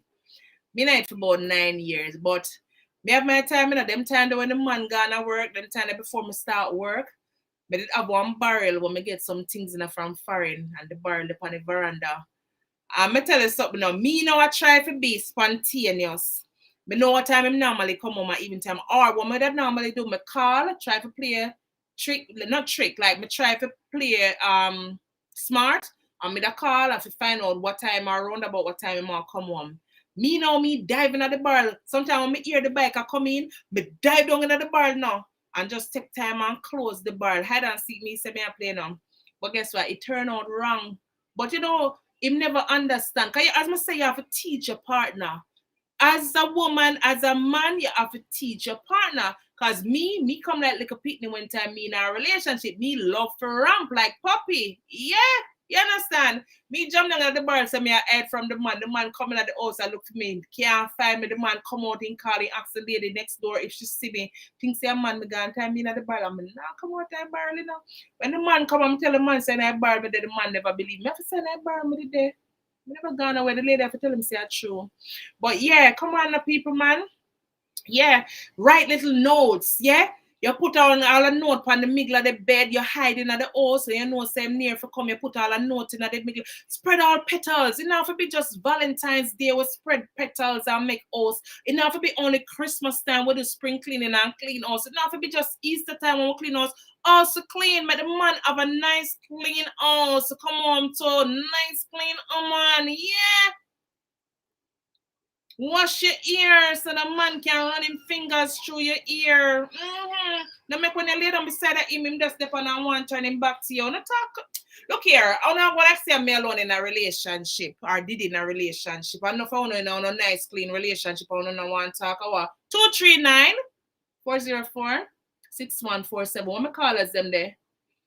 Where are my old callers? Because it look like the new callers them afraid. Over here, sir, we not fear nothing. We put on flint face and come out. And come talk. When I dice words, when I mince words, we talk the things them. And that's why enough I want to get left. That me I tell them enough I want to have man and woman or enough to stay single.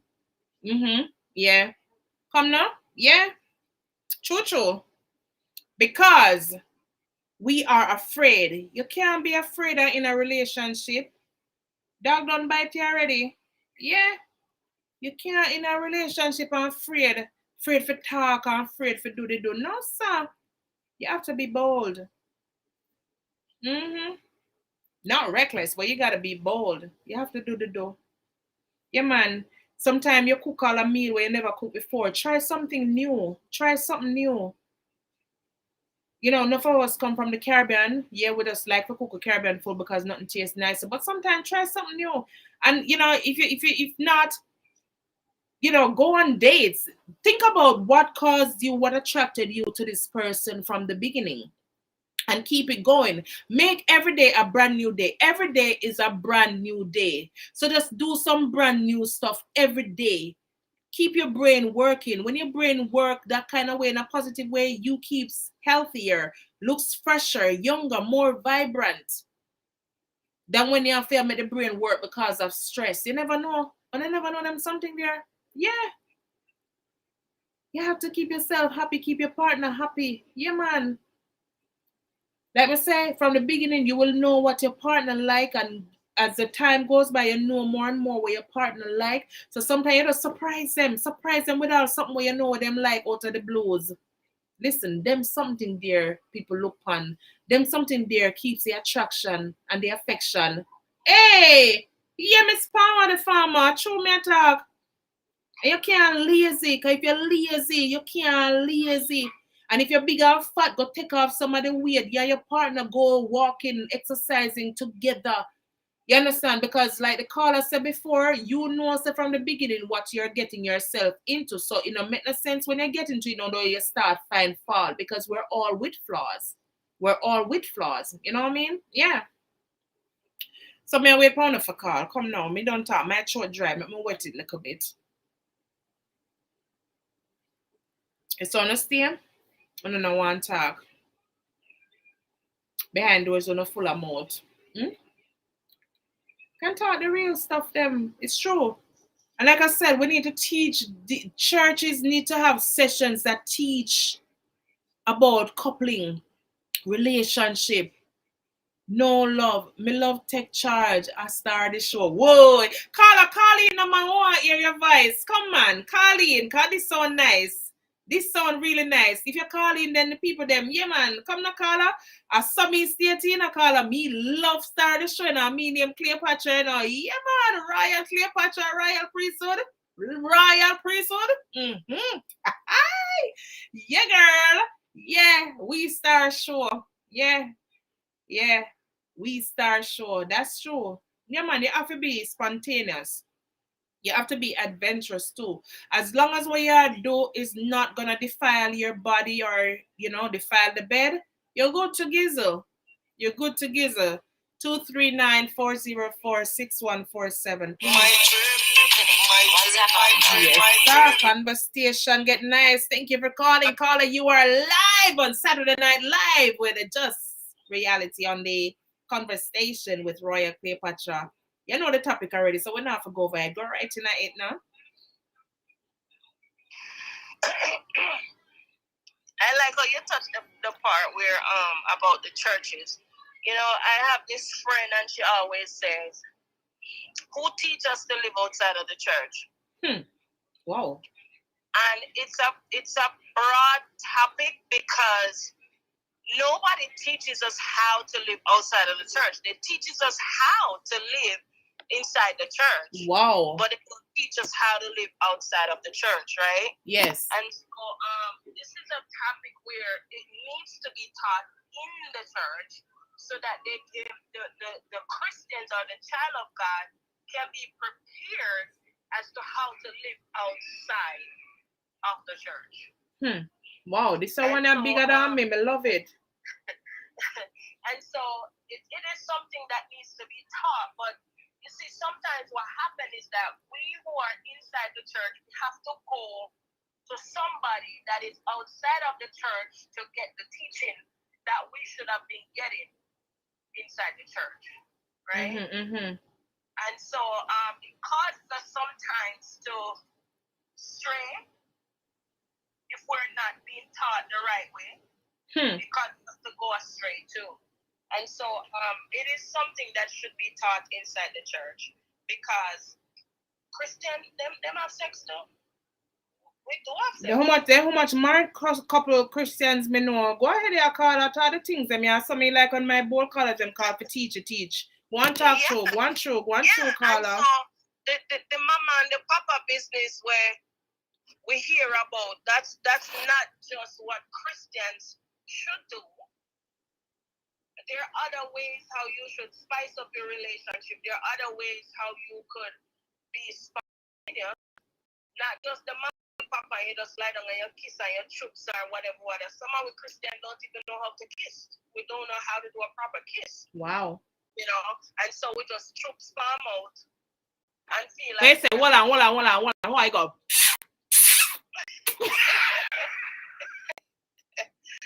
Voila, let me see if I get it again. Here you go.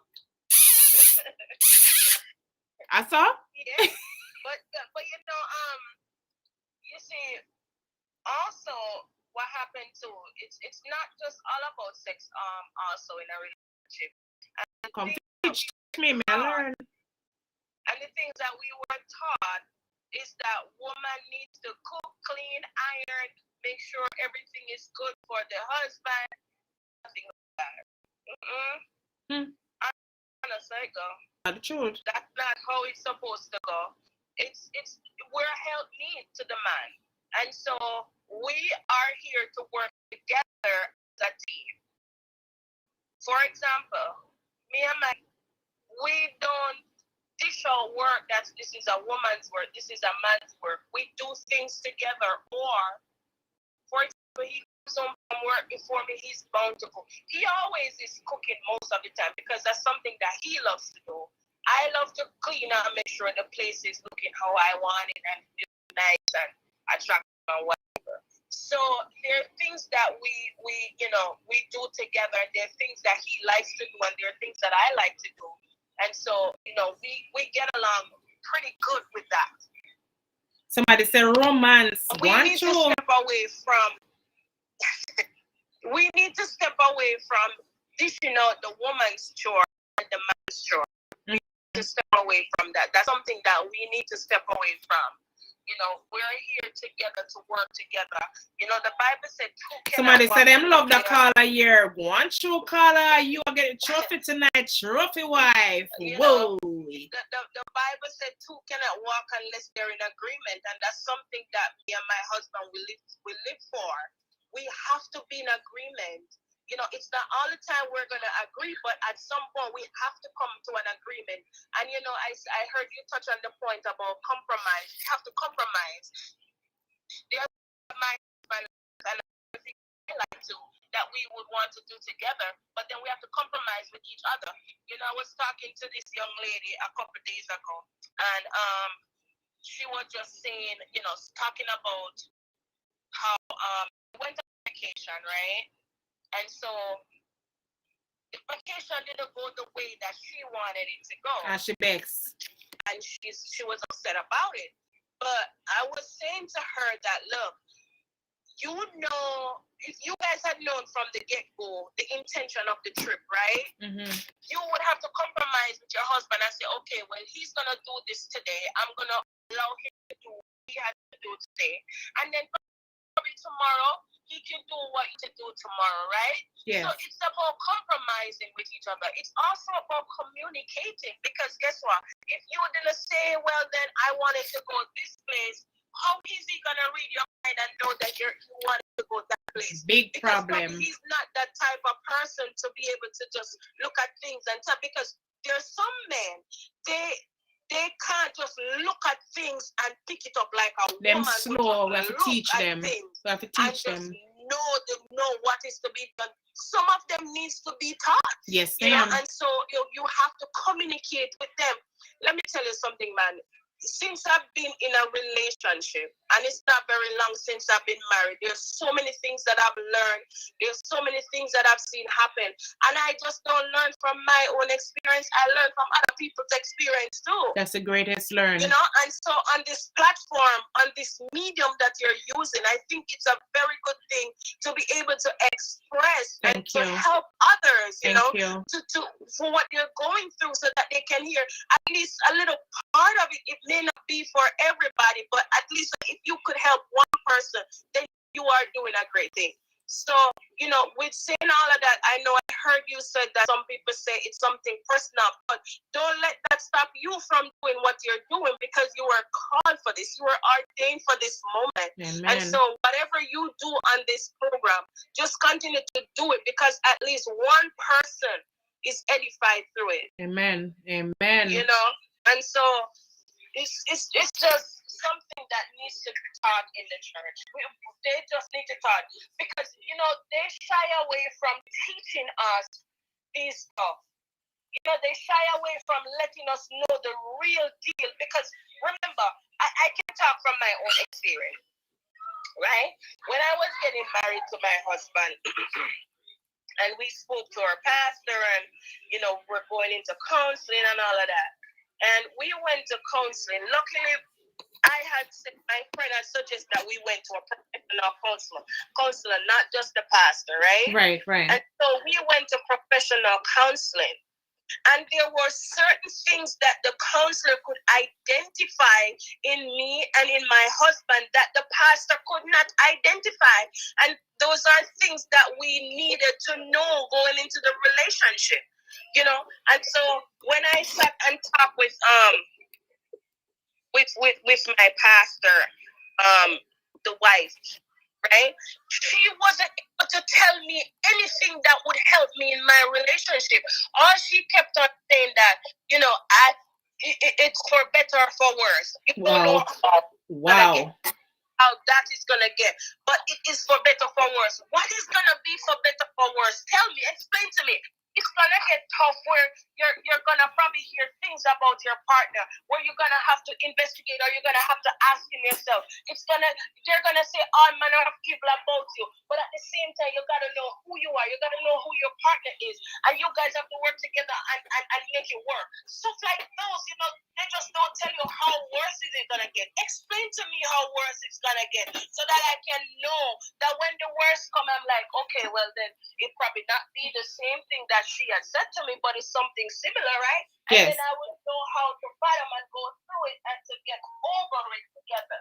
But you see, I think why these church people don't want to touch these topics is because they're thinking that it is too sensitive, and like most of the people who I did my little survey with, it's personal. What is personal? That is the reason why we don't have any. First of all, look at many of the churches, call them. I want you to talk. I don't really want to take up your time because I like this. That this is interesting bad. You understand? And that's why I like when I have people calling, because you get different views on the topic.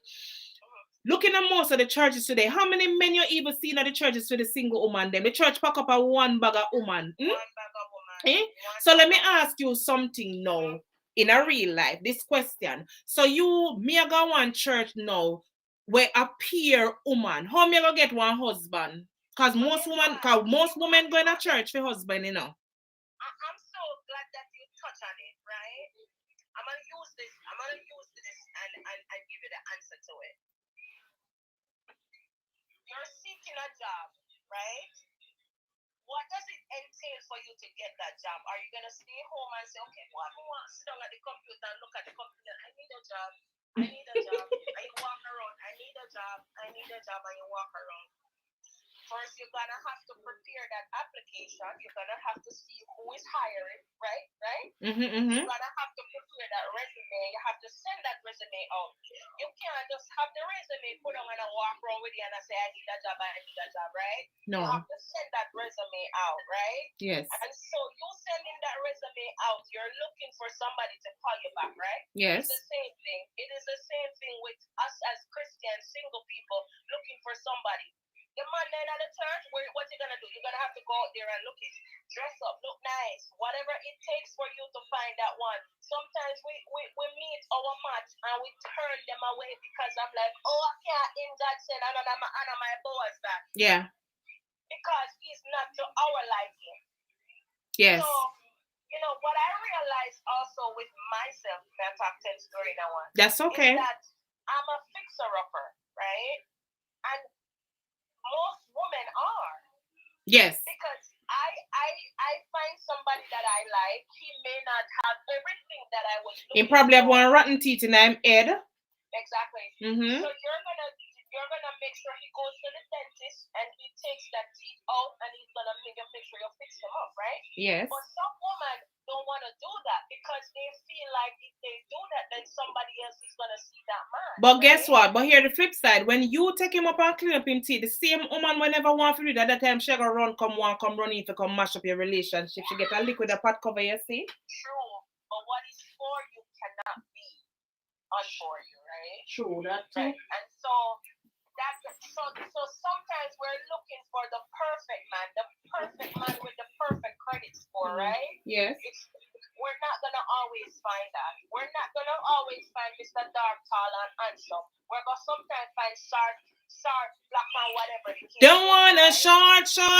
Right. So we have to learn, and it's okay for us to date. It's okay for us to date. We should date. We should date. We should date. Yeah, it's okay for us to date. Me and my husband dated for a very long time, and it was a long distance relationship, but we dated. You know, when he comes here, we go on dates, we talk a lot on the phone, and people say long distance relationship cannot work, but it does work because we talk a lot on the phone, and sometimes we're having conversation, we're only listening, but we're not hearing. We're hearing, but we're not listening. Right, we're hearing, but we're not listening. Yeah. You know, and so. But that's what conversation is for. The more you talk, is the more you get to learn someone. That's just my thing. And so, you know, we just need to get to that place. The church needs to get to that place where we have everything to equip our children of God so that they're able to better function in society. And that's why we're losing out, because we're not equipped. And even if we get the tools and everything that we need, we're not getting it from the right source sometimes. And so sometimes it causes us to fail. Yes, ma'am. Yes, ma'am. So in the churches today, like even where you go to church, do you see them moving toward this type of education in the church for especially the younger people? Because most of the relationships that are not working, even inside of the church, and even though some of them get counseling, like you said, from the same pastor or first lady, it doesn't work because some of them are not well equipped on how to even counsel these people on how to retain a relationship. Yeah, you are right. You're right. And so that's why the churches need to have resources. So they can do it. Yes, they need to have resources. You know, there are a lot of resources out there. There are a lot of places and people that are out there that are able to help us to be better version of ourselves.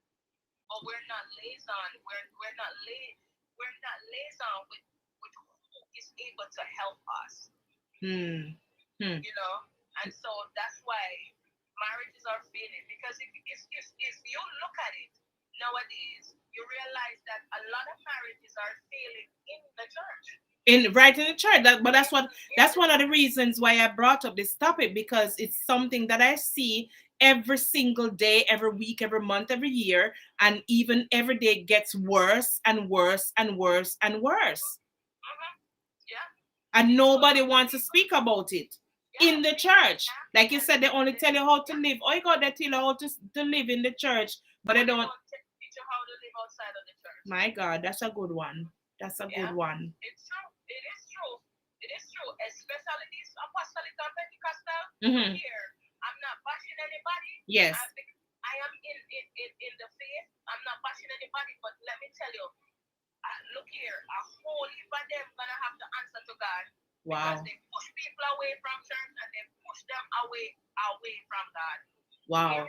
Wow. Because they wanted, as I said before, they wanted to know how to live in the church, but they don't equip you to live outside of the church.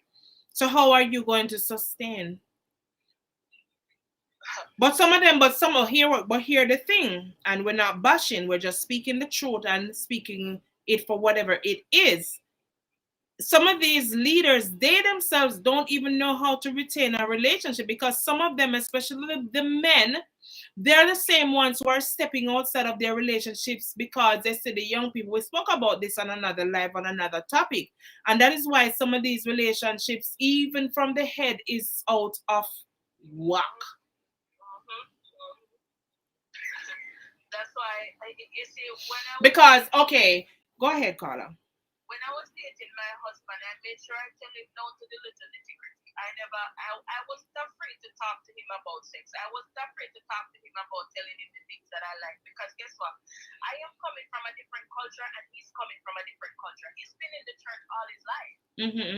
Wow. And I've not been in the church all my life. So I had to give him a little bit of my little roughness. Yes. I had to give him a little bit of me being street smart, you know, and so I had to explain to him and say, look here, this is how I like it, this is how I want it. Yes, and yes. So when he comes in now and we get down to business, him probably have to go back and draw back to the conversations that we had. Ah, bro. Yes, You know, yes. guess what? You never come line up on me like mama and papa, no way.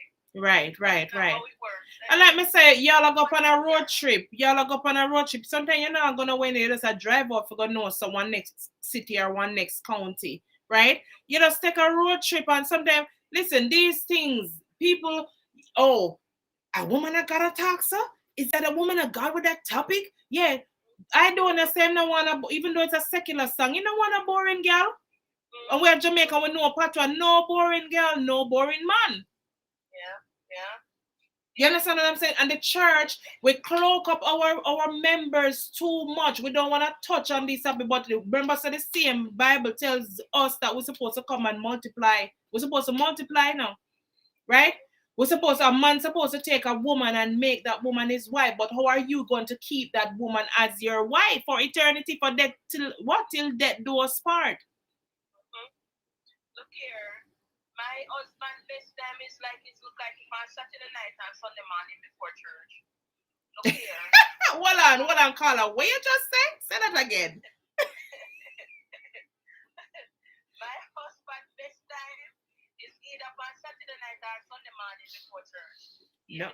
Listen, me hear one story one time. One pastor lady, she said, me, if I'm dressed and I'm getting out to go through that door with the Bible in my hand to go to church and I'm going to be preaching, and my husband said, look here, darling, just give me one little piece before you go to the door. She said, me, I'm turning around, I'm putting that Bible down, and I'm going to give my husband that little piece and then go to church after.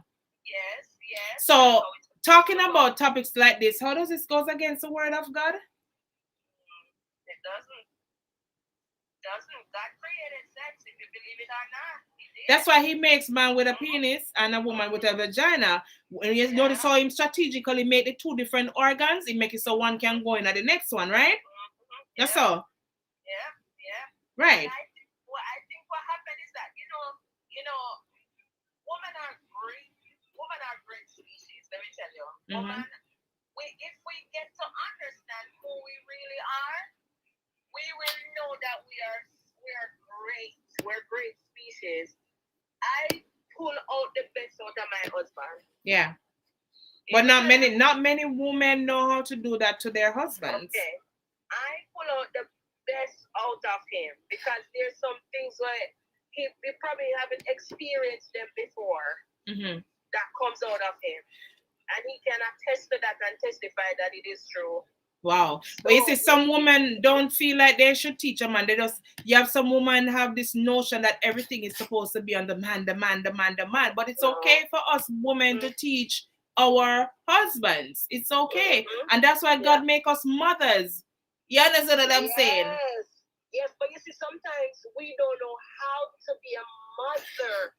But do you think that because we were not raised that way, even to love ourselves or shown love, so we don't know how to love other people? That could be a reason too. Yeah, that could be a reason too. Yeah, you know, my friend once said this, you know, that if you are a mother, then you will know how to treat your husband and teach him. Yeah. Because it doesn't take a wife to be able to teach her husband. It takes a mother to teach. Okay. Yeah. It takes a mother to teach. Yeah.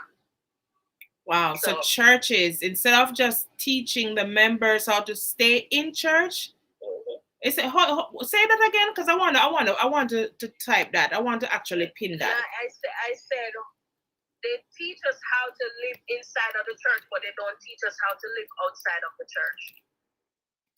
So both how to live inside and outside.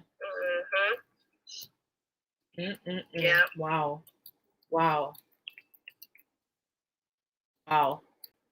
Yep, that's my little 2 cents. I'll just sit back and listen to somebody else. Wow. My God.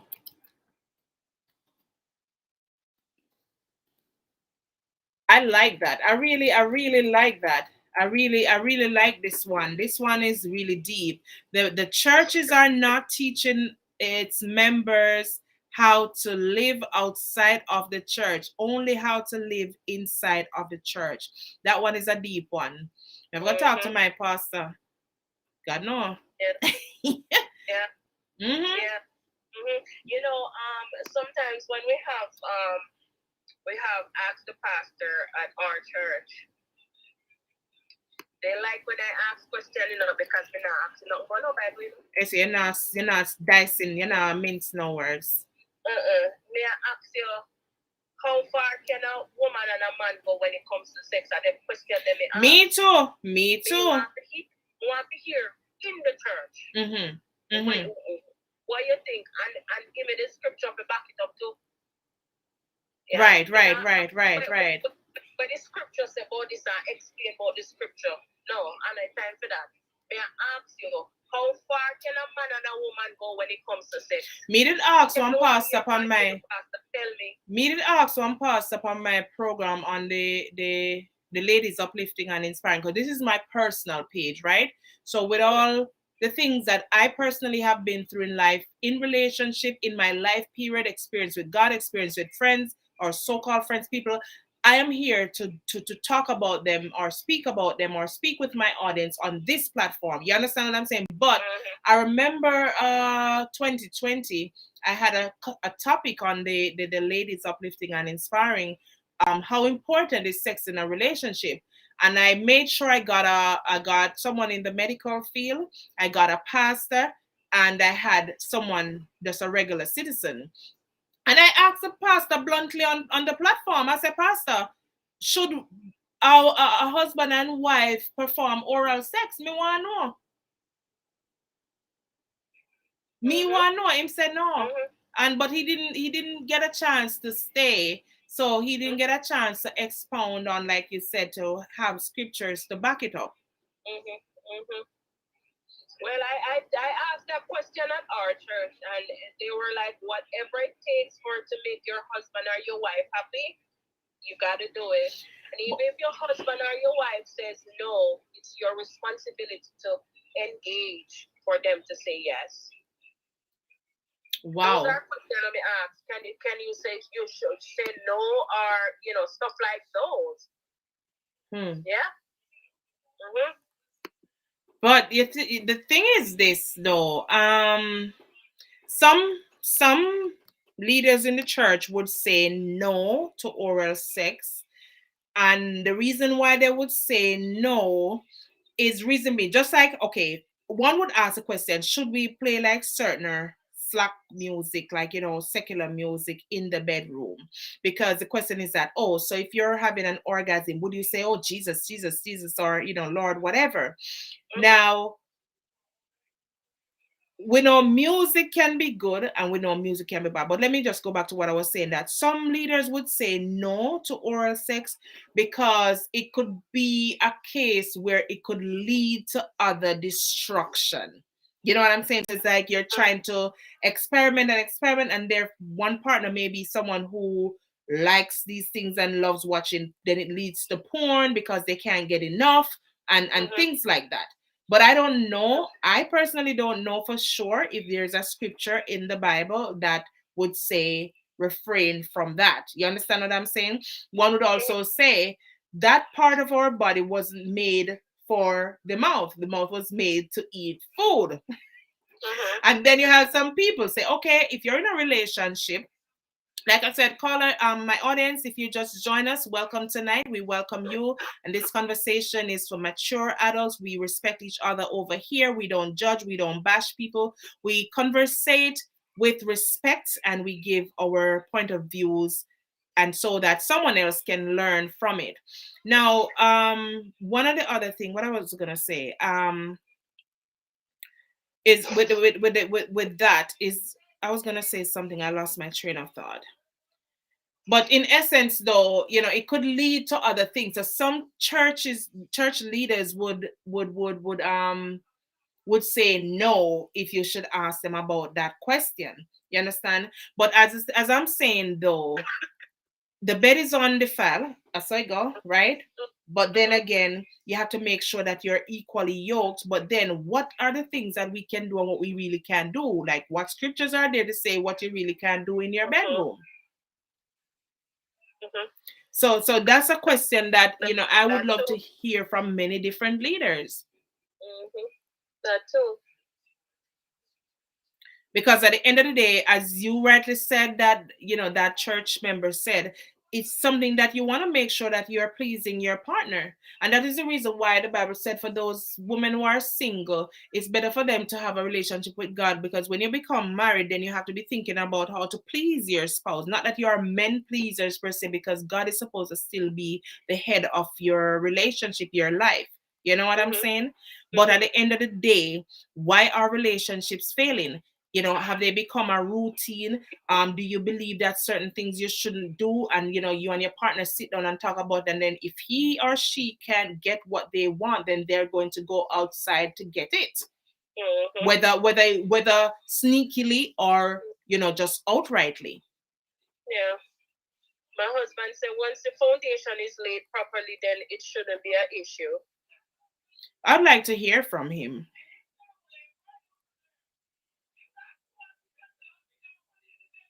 Because how do we define, laying a foundation properly? I mean, you and I may have the same definition, but what it takes for another person to lay their foundation properly. Yeah. Good night. Good night, caller. Yeah, laying a proper foundation from the get-go should allow the relationship to flow in a positive way. You may ask, why, what do I mean laying a proper foundation? It means that having a proper communication with your spouse, talking about everything. When I mean everything, as I heard here earlier, the man might want to know your past, what happened before. Yeah, not everybody is willing to open up, but for me, laying my foundation, I'd open up my past, my present, and going forward. So nothing is going to come to my wife that she didn't hear from me. No surprises. All right? It's not going to be in the surprises. So if somebody go behind my back and tell her something, she should be able to say, well, that's still news to me. I know about that already. Yeah. She don't have to say, well, I know about it. Yeah, she could just be mom and just, accept it and say, okay. True. Yeah. So she don't have to run come and ask me, husband, how you didn't tell me this and how you didn't tell me that? No. You make sure it's a relationship that you value and you're looking to spend the rest of your life with. Lay the foundation properly. If you're talking about, when I say lay foundation, you're building a house. You gotta make sure that when you dig out the foundation, you dig out to the proper specs. Okay, so you're not planting on water, so you're planting on a solid ground. Right, solid ground. So when you lay firm that, if even earthquake come or storm come, expect it to happen. So you lay it properly. So you have that understanding, she have that understanding, and you guys, you're going to work. This is how we're going to lay it. So going forward, we know this is that is that. And you take it from there, and you continue building from there. Okay. So, as you said, the word, I was just thinking while listening to you, the word relationship is how well we can relate with each other. It just came to me just now, Yes. Yeah, it's although both of us is coming from separate, different places. As she shared before, I was growing up in the church. She was not. And I've been through a lot in the church that I know today I can be a better person. Learn from the past and moving forward.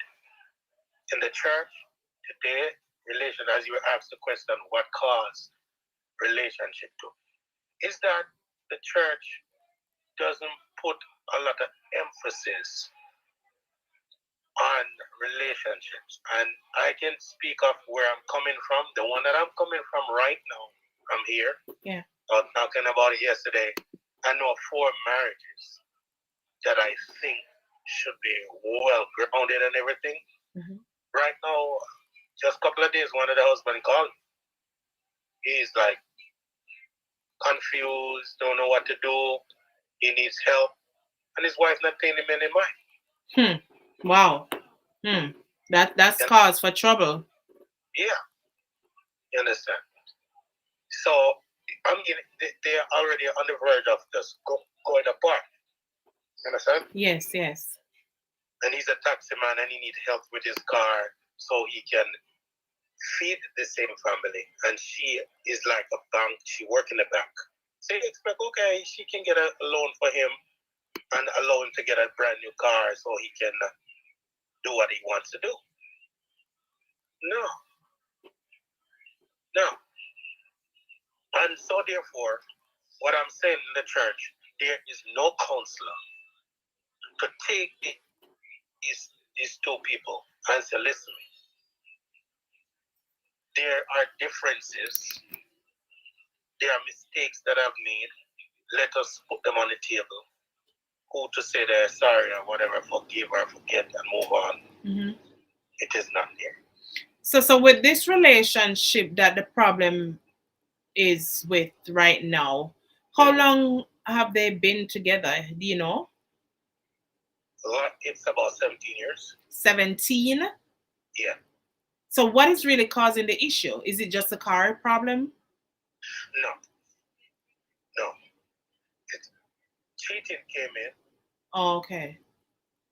Yeah. And when I look at it, this is a couple that I know quite well, you know, but it happens from the man perspective. So she decides she's not going to forgive him, so she's going to walk away.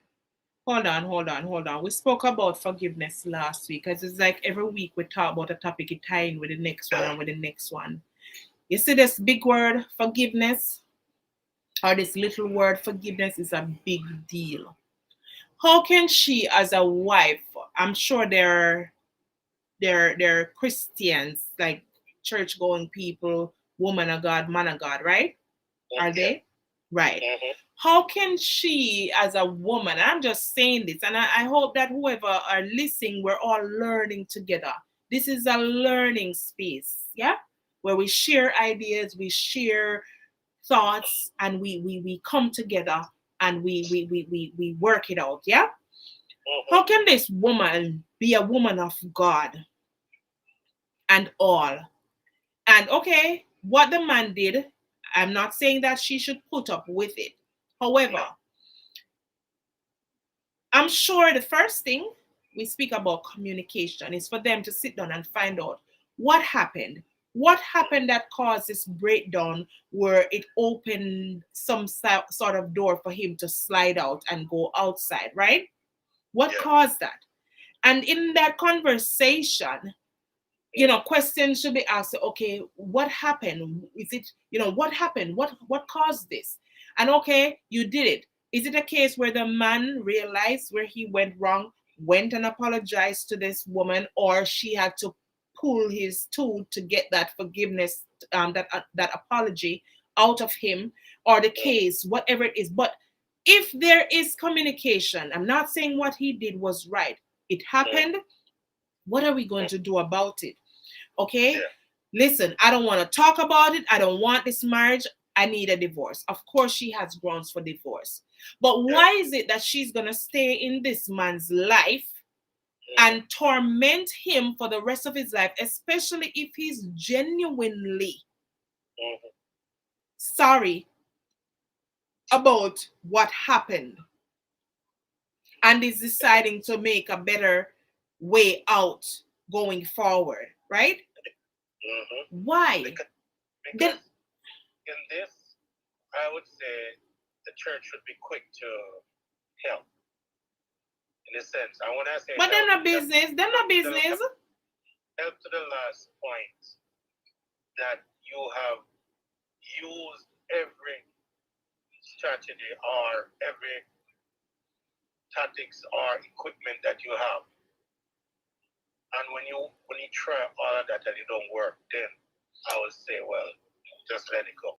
Well, you hear me say in the beginning, I don't know if you were here, there are some relationships that for whatever happened, the best thing is just to go separate ways and have a divorce, right? Some, it's not worth fixing because like this woman, if she decides to hold steadfast that she's going to hold this man, hold grudge against this man and not forgive him, she doesn't even realize that it's hurting her more, and she's the one who, this man might just gone, make it into heaven and she get left. Because there's a child involved. They have a house that is involved, and I know she's gonna walk away. My God. But in the same breath, she probably wanted to sell because it's two of them in it. You understand? Wow. And it's not nice. And yeah. When you have, in the midst of it, they are the one who suffer the hurt. The children. Yeah. Yeah, but sometimes when the relationship stays together and there's still turmoil, that hurts the children even more. Yes, yeah. And one other thing, sometimes we women, like I said tonight, we're going to go hard on us women, yeah? Because I've seen it, I've lived it. And I'm not saying that it happens to everybody or all women do this bad or whatever, but I'm just speaking and I'm trying to empower someone tonight, whether it be a woman, a man, a couple, right? You know what's wrong with enough of we women? We sometimes are to be blamed in all of these chaotic relationships. You know why? Number one, is either we didn't have any boundaries or we did not have any standards. You understand what I'm saying? So in other words, we accepted anything, anytime from this man. You understand what I'm saying? You understand? It happened the first time, we let it slide. Or we knew that this was, and I'm not saying that that was the case with that relationship. I'm just speaking in general, right? Or we knew the type of man said, as the first caller said, we know that the man is not a church goer, or we know that the man is a man with a problem with women or cheating, but yet still we decide for whatever means we're married to the man, yeah? And then when we're married to the man and things them start happening, then we start complaining and we start go hard on the man. Like, you know that this was a type of man. You didn't take time out to find out if this man is willing to change or is in the process of healing and changing for the better. Because nobody can change me, can't change a man can't change me. Unless a person decides to change. Only God Almighty can do those impossibles. Okay? So a lot of us women, we put up with a whole heap of things. And that's why some of these men can do what they want to do. And then now, when we get hurt now, we start do something. No, we call it on ourselves because we didn't have any boundaries. We didn't have any standards. We were just living loose on an open lot. But some people going in for what they can get. That's what I said earlier. Some of it is material gains. Yeah, going in for what they can get. And once they get what they want, the man is the worst thing. Enemy, is that the worst enemy to them? Enemy on earth. Yeah. Yeah. I know an individual that was married in a relationship with the church. They got married, have kids. And you know, they started from ground level, have nothing. You know, start build up. They reached the point where they got 2 houses. Eventually, he started to, build something on his parents' land back in Jamaica. So build on the wife's land. So there was a house, and they took it and finished it and add to it their own.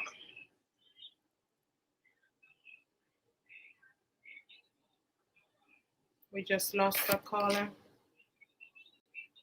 Yeah, guys, so we're on the topic of sprucing up your spouse in terms of your relationship with spontaneity. And, one of the questions that I had out there is that who says that being in a relationship for too long, it becomes a routine? That's a lie. Unless you're not willing to put out that effort. You're not willing to put out that effort to do something different, then of course it will become a routine, and then here comes problem. We don't communicate. Oftentimes we don't communicate. We don't sit and speak about what we would love for the relationship. Sometimes we're being very selfish. We don't want to compromise. It's all about me, I. You can't be in a relationship and thinking self. It has to be us, we, our. Can't be my, I all the time. There's going to be a problem. If you're not willing to give up things, then you're not ready for a relationship, especially things that you know that will harm that relationship. Of course, it is going to harm that relationship. Are you willing to compromise? How much do you value that relationship? Are you going to be honest? Are you honest? Are you accountable? Are you willing to stand and take responsibility and account for something, even if you were not the one who was wrong? Are you going to be that bigger person? What are some of the things that you've been through in a relationship that caused your relationship to die? What are some of the things that you did to revive that relationship? Just like you have an orchid plant. I'm using that because I did have one. And I realized I wasn't watering that plant. I wasn't nurturing that plant. Yes, caller, you got cut off. I don't know what happened. Thank you for calling back. Yeah. Yes. So as I was saying, that they went as far as build to that point, and eventually build another house separate from that, which they call family house. Eventually, the relationship didn't work out. Cheating and all of that went wrong in the relationship. And then what the wife did was to bring the husband to court. Wow. You're talking about that same relationship? Yes. Bring the person to court. She's serious. And what she did was the person traveled for like a month or so, month and a half. When he went back, the house was empty. She moved back into the house that was at her parents' house.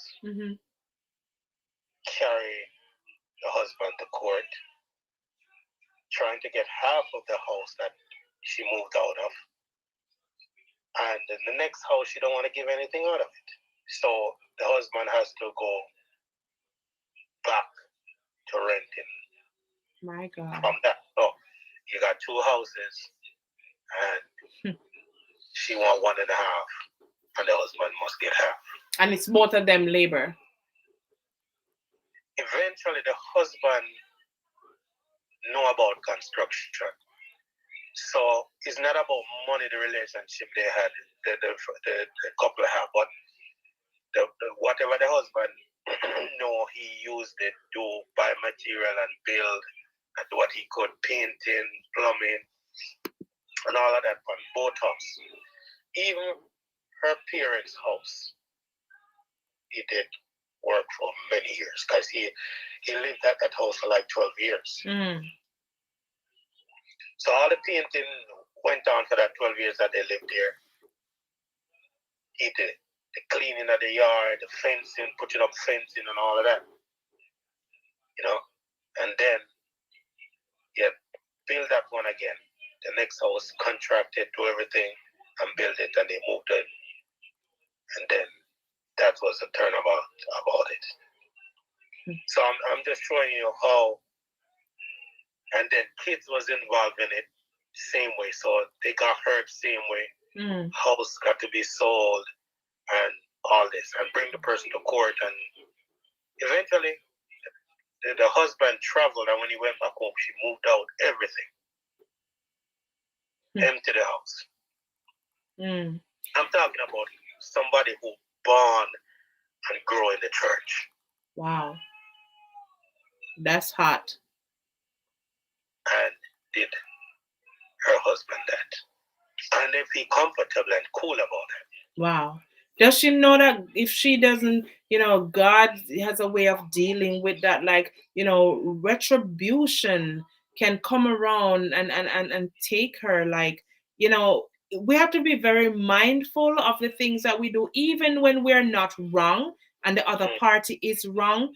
We have to allow God to do the vindication and take that vengeance. You understand what I'm saying? It hurts. It hurts. But then again, if you loved that man, you have to learn to forgive him. Whether you love him or not, you have to learn to forgive. And forgiveness, people do not get it.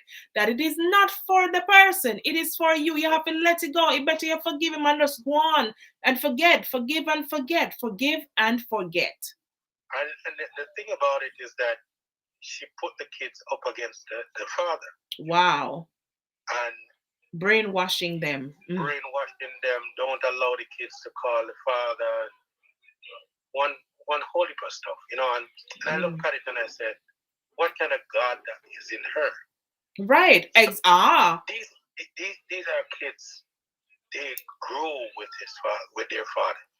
They spent time. They knew that the father did all of that job and all that. And at the end of the day, this is how you deal with it. Carry him to court and trying to make him look like this bad person. You don't remember all of what he did. He took your parents out of the rent house. He's the father for your two kids.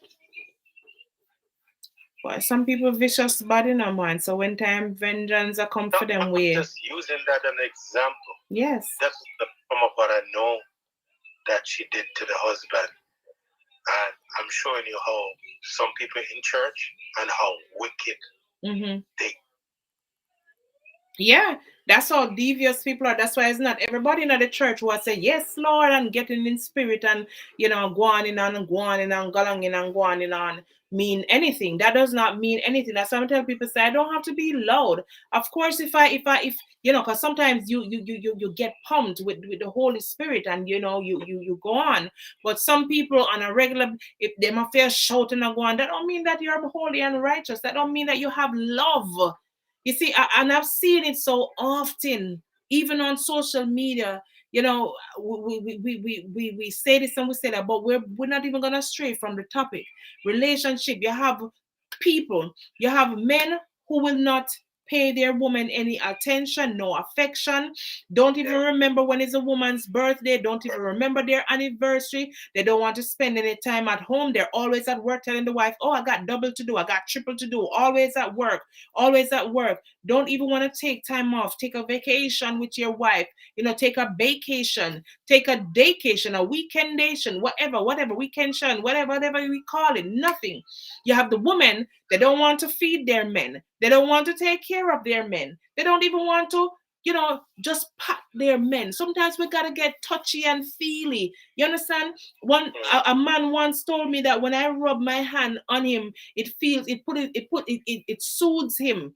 Stuff like that we have to do. And like the caller, like your wife stated, the church is not teaching their members how to live outside of the church. They're only teaching them how to live inside of the church. Nobody wants to talk about relationship goals. Everybody just want to just see the topic and slide past it like electric boogie. Nobody wants to talk about it. But then when time the church is empty with all single ladies, not even single men, but pure single ladies, ain't nobody talking, but till the pastor start look them. They go talk the things them. Yeah? Full of so many pretty single ladies, nice and clean, till the same pastor start look them. No. You have to teach these things in church. Being in the church, a lot of times they said it's the pastor that looks them, but sometimes they are the ones that put themselves in the position. True. And sometimes they need help, and the way they approach the office, the way they dress. Sometimes they know that they're going to the pastor, and the way they skip yourself. And when you sit down and look bad. And then some of them have access to the pastor house. They know what's happening. With the husband or the pastor and his wife. I probably know that the pastor wife not spend no time with the pastor. Right, because me go touch that too. So because sometimes the woman them not do nothing for the man then expect say them go always want to come home. They don't want to come home. Right. So these things happen mostly to people or to the young girls who are close to the pastor, who have access to the wife and the house or the office per se. And because they know what's happening, that's what the trap the pastor falling. Yeah. You understand? So,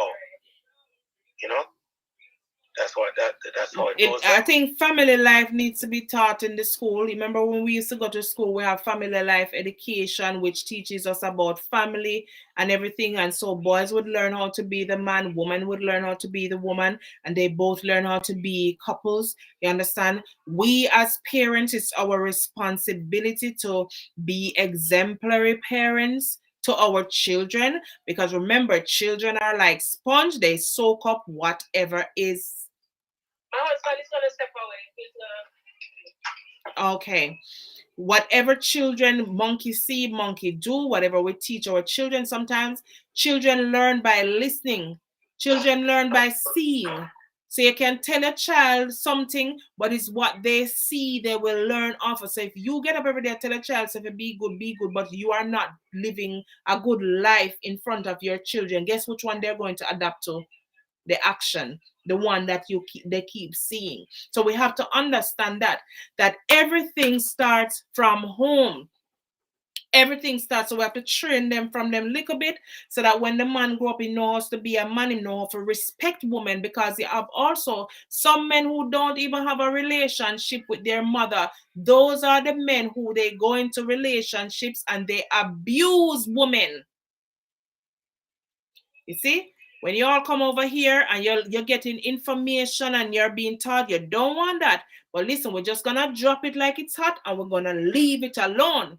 It's for somebody to learn, somebody who is going through relationship problems, because every day we hear about women being killed, sometimes men being killed as well, because not only women are being killed in relationship, men are also being killed, or even children.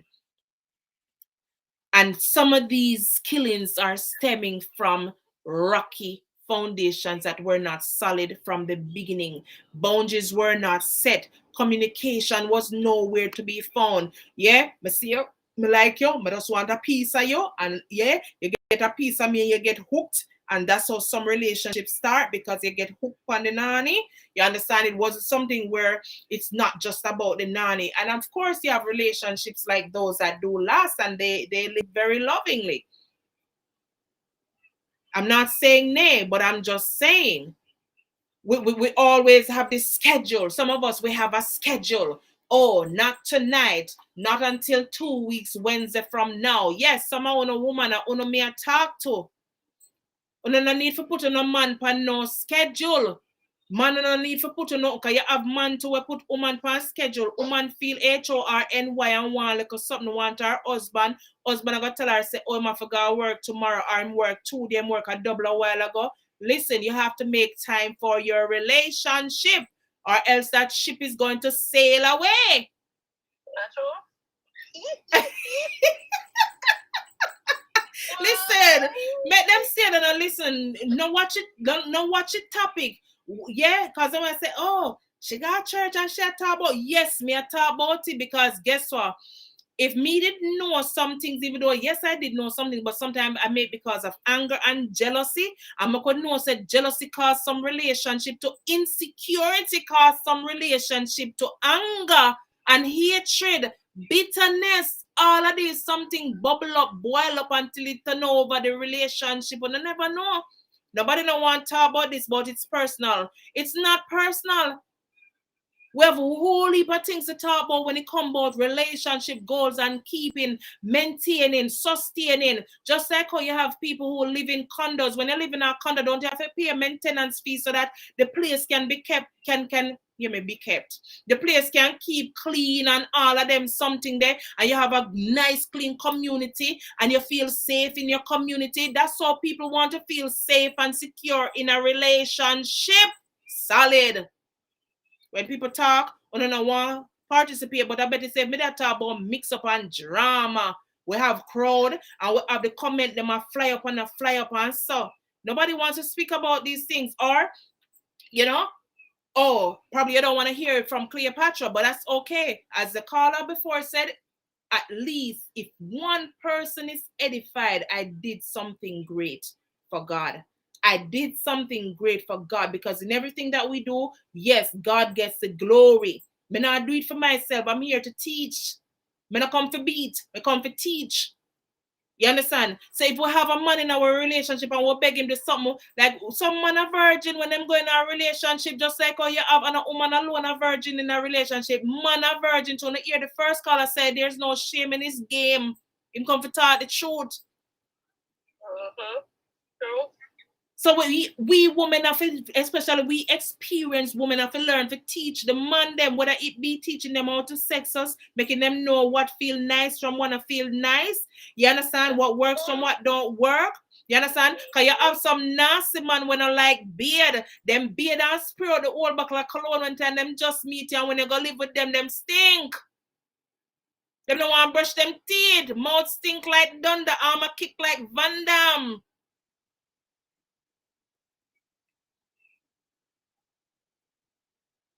You understand what I'm saying? Yeah. Leave her alone. God will take care of it. Yes, he said. You understand what I'm saying? We have to talk the truth. We're here to help people. Just like we soon talk about mental health. We have a whole topic for talk about when you come over here. So we talk about lifestyle. We talk about health. We talk about wealth. God in it. Humor. We be ourselves. We're raw. We're uncut over here. So it's not for show. Yes, it's reality TV. Just reality.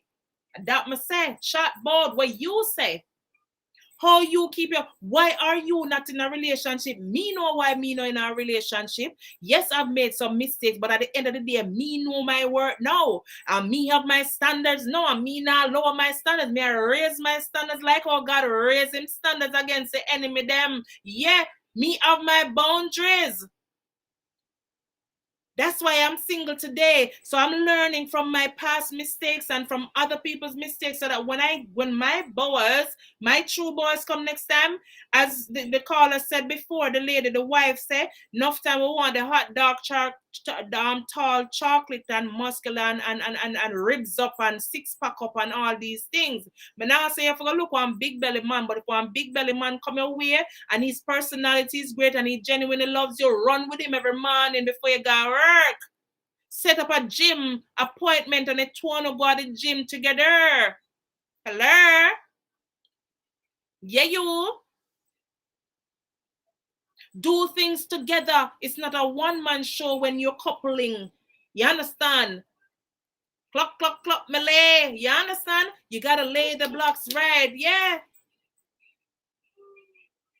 We have to learn to do this thing. We're in it together. We are in this thing together. You can't talk about, this is for me and that's for him. It's for us, because you have some people, the phone is a problem. We make social media, because social media is not a real place, especially in IG is not a real place, because enough people have the app on them phone. We curve them waistline down to hourglass, and when they see them in a real life, them is a balloon, them is a barrel. Listen, I wear my makeup, I'm a look a false lash sometimes, I'm a false nail sometimes, and so, but at the same time I do it with modesty, and what you see is what you get. And you have the filter these days when make some winner look, when we see them in a real life, we don't look the same. So that's why online dating may not work. Get to know people in reality, in a real life.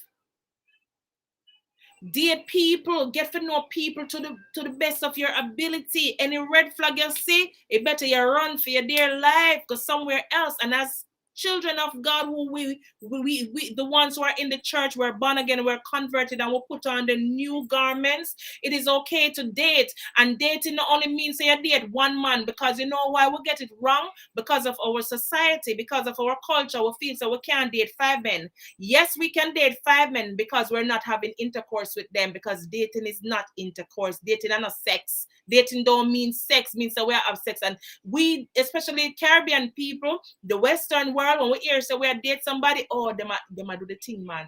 Them a do good. No.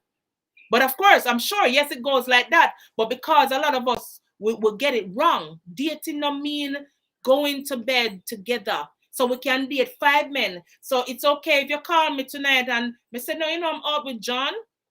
I'm not a WHORE.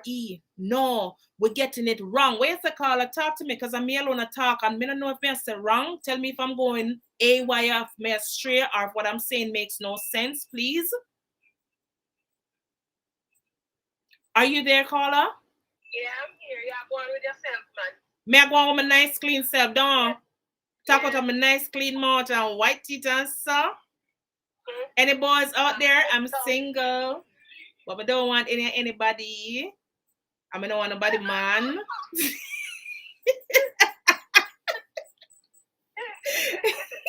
You understand? Yeah, me I keep my kin quiet. Yeah. But listen, I know how to treat a man like a king. Yes, in the past, I call some man some nasty name out of my mouth and some words come out of my mouth because of anger and getting upset and, you know, moving from 0 to 100 real quick without rationalizing and thinking about why did I get upset. And because of things that I was going through in my personal life that was eating me up, and I didn't know how to get assistance, get therapy, get counseling. You understand? But now I have gotten out a lot. I mean, there may be some residues, because every day is a day for us to work on ourselves and build on ourselves and make ourselves the best version of ourselves, which is version 1. You understand? And don't go like you're better than the man, and man don't want, because nowadays it's like a competition in a relationship, you know. You never know. I like me to tell caller, talk it short. In some relationships, you don't think a competition are going, yeah, I've seen it. We don't need to compete with each other. We are together. We are together. We are one. The Bible says when you come together, you become one. And we have to make sure that we're equally yoked, because it don't make no sense you're going to marry to somebody who you know is problem. And then when the problem start rise, you want, like the caller said, the first caller said, we want to change the man overnight, or we want to change the woman overnight. We can't change nobody. They got to change their own self.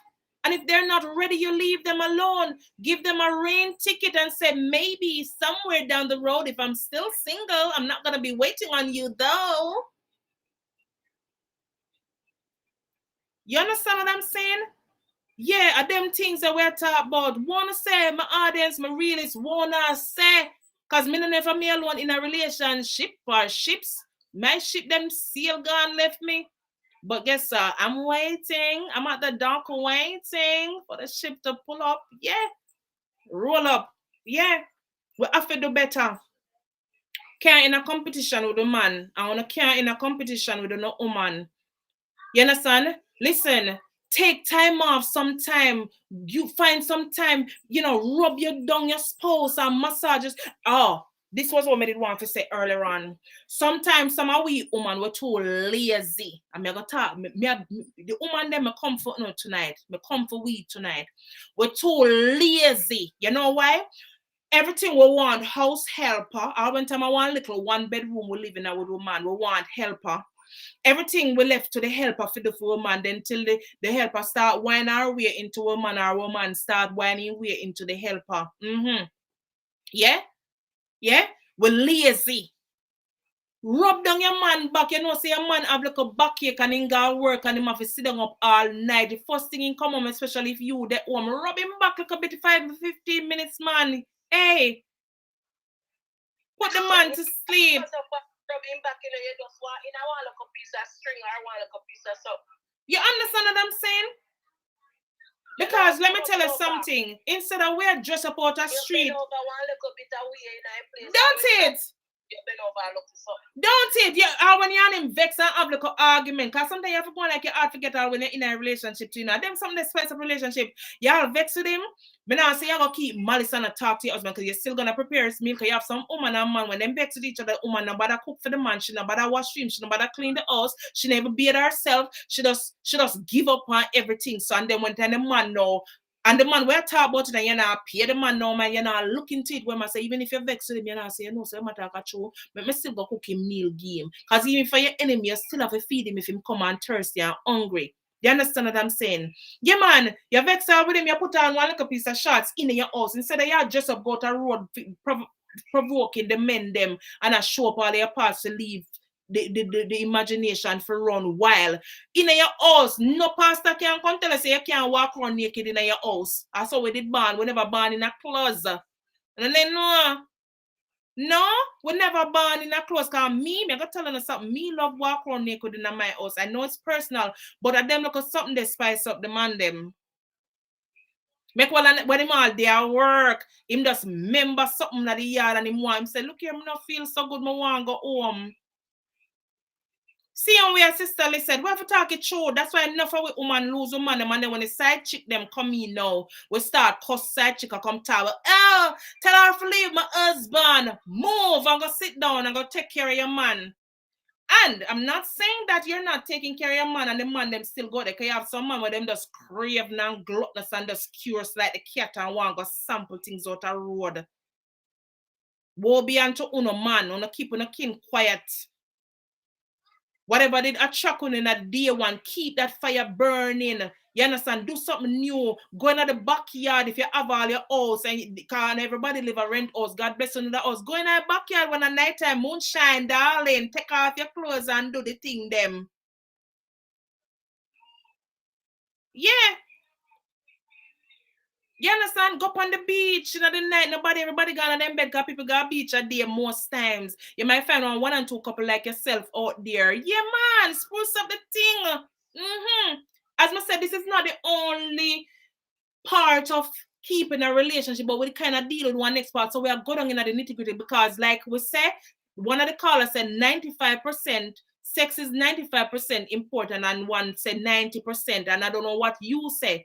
But most times why the men them got cheated because of some form of sex, some form of affection that is not being shown or too little is being shown.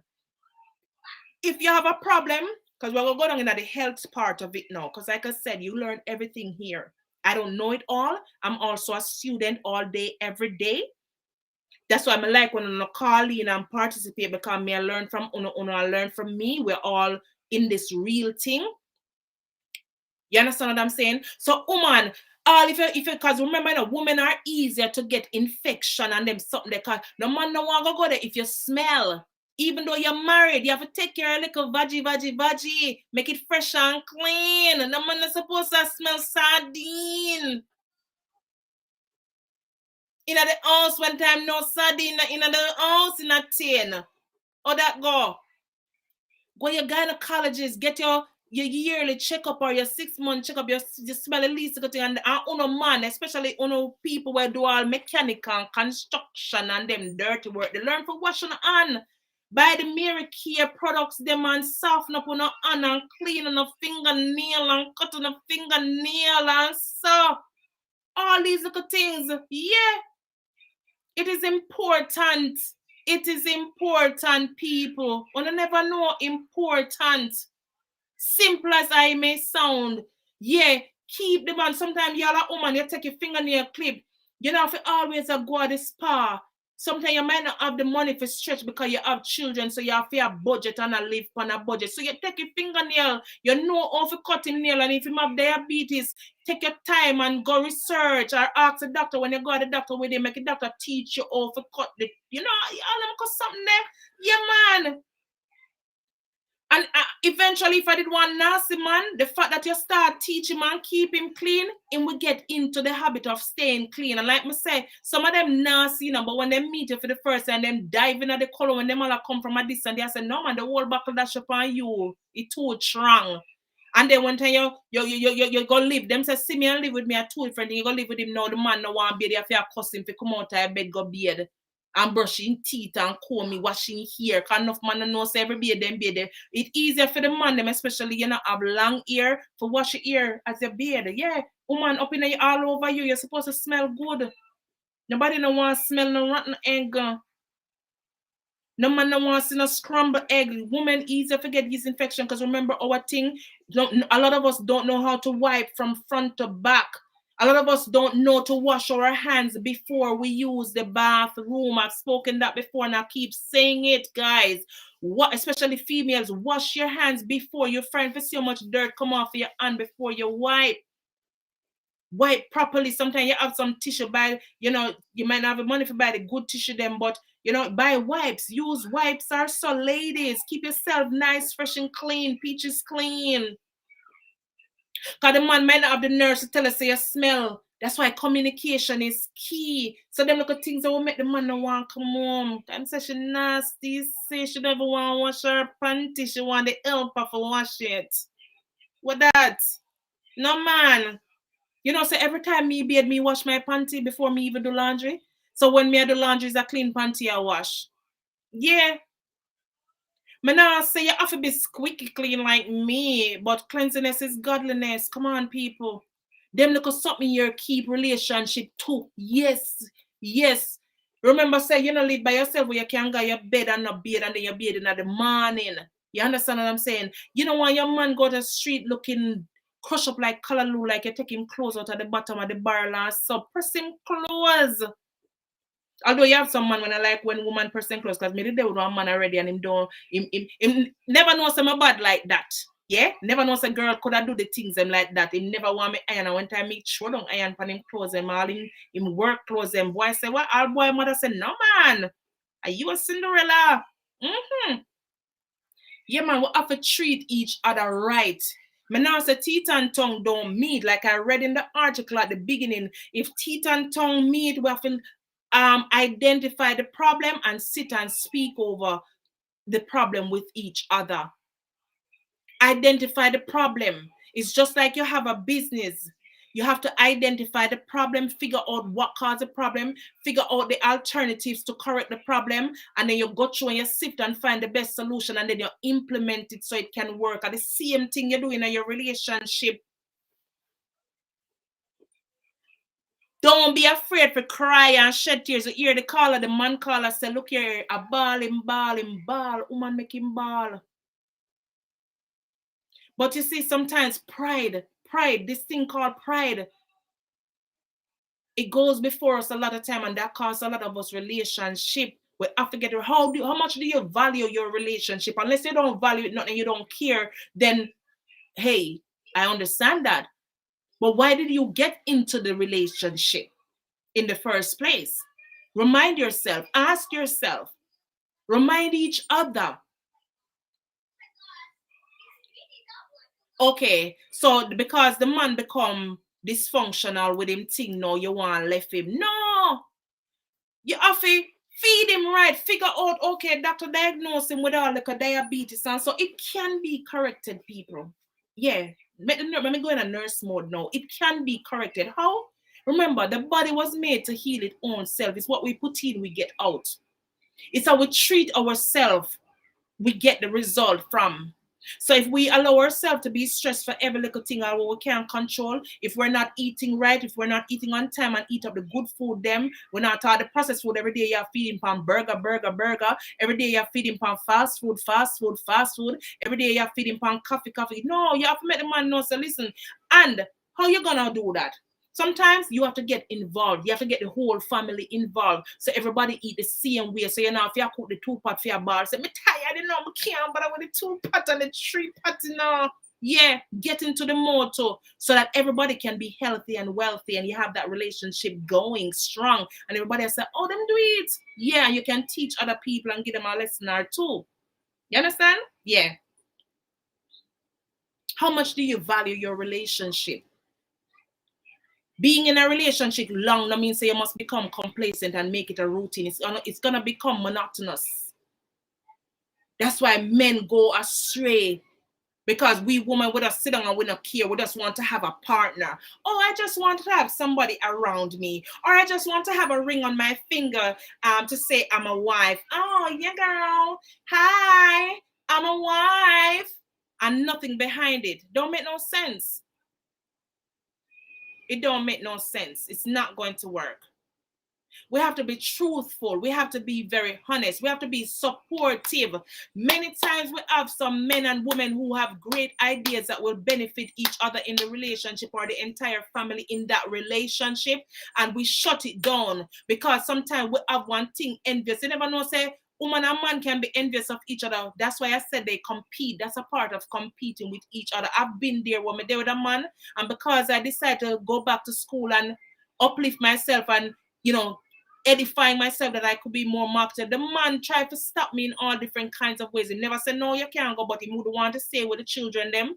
He always make himself unavailable and all these things. No, we can't be selfish. Yes, sometimes we have to be selfish, but when we're in a relationship, we cannot think selfish. We have to be selfless. We have to be true to each other. We have to be honest. We're supposed to sit down and talk about every little thing. Yes, every little thing. Nobody is supposed to have no privacy or nothing where you don't want to sit and talk to your partner about. No secret. All secrets supposed to let loose from day one. Right, Carla? Me I talk or me alone I talk to them? I know. I'm just saying, guys, so we have to do better in order for these really young relationships. And when I say young relationships, I see most times the young people, they're the ones that don't know how to maintain a relationship because they don't see relationships lasting. And as I said, people live what they learn. Sister, relationship comes with the right chemistry. I spoke about that earlier. Yes, let me tell you, I did. Yes, my realist. Yes. I spoke about it. I said, listen, to maintain the chemistry of a spicy relationship, yes. And that's why even from the get-go, you will know if you and that person are compatible, no mesh. You'll know from the get-go when you're dating that person, because you have women who've never experienced an orgasm in sex. You have men who them never either experience an orgasm either. Right? Because it's like there's not a click, there's no connection. Even before you start getting in the atmosphere is just dead. Me gonna tell them the truth. If me I date somebody and I can't feel them, like I can't, not necessarily physically, if there's no correlation as it relates to chemistry, me not get that electricity vibes there, you know what, I'm on them, I'm not gonna lie. Because that is different from teaching a man how to make love to you or all of that, or, you know, to do things in the house or stuff like that. That's different, because sometimes we force relationships, and when the thing don't work out, then we start play a blame game, and we know very well from the get-go that there was no chemistry. So you are correct, Lisette. You are indeed correct. If there's no chemistry, that's dead. It's like chemistry is like electricity. It's like a boost of it's like a surge. I don't know who I'm talking to tonight. It must be myself, but we have one and two. I listen. You understand? Yeah. If you don't want in a relationship to work, I'm going to take some little advice from over here. So I'm not going to say I'm the greatest, but I know I'm the #1 specialist in the stratosphere. Yeah, girl. Yeah, boy. Yeah, you. So listen and learn. You understand? And we get hurt sometimes because some of us were immature. But as we mature, we're supposed to learn and build on self to make us, you know, going forward and going into other relationships, we have the juice and the sauce ready to deliver. And men, stop running into relationship as soon as you break up with one, trying to replace the next person, or before you break up with the next person, run into another relationship trying to replace. It's not going to work. That's not going to help you to be a better person, because some of we are very narcissistic. We're just all about ourselves and we don't care. We're very selfish. We're inconsiderate. We need to stop it. When you take on a wife or a husband, it's not about, as I said, I want to keep on saying it, it's not about self anymore. And men, when you put on the phone, woman, when you put on the phone, mostly the men, they know me go depend on the men them back. Mostly the men. Left on the phone. If you don't go somewhere and put on the phone on vibrate. You understand? Or if you're in the house, put your phone on vibrate. You have a voicemail, set up your voicemail so that the message, if a call is important, they will send it to a message. Yes. You know, run business. The phone have 2, 3 phone. I look on and your woman the right the way to look on. Women are like phones. We want to be picked up. We want to be held. We want to be touched and fondled. Yeah? We want to be heard. Yeah? We're like phones. But don't put the phone over your lady, man. That will cause problem. Stop putting every little thing you run going to friend and tell about your woman. Stop your chat too much. Sometimes you need to zip it. That cause problem. Because when you go tell the woman out the street who claims she's a friend, all of a sudden she want you. And she gonna do everything where it costs to get you.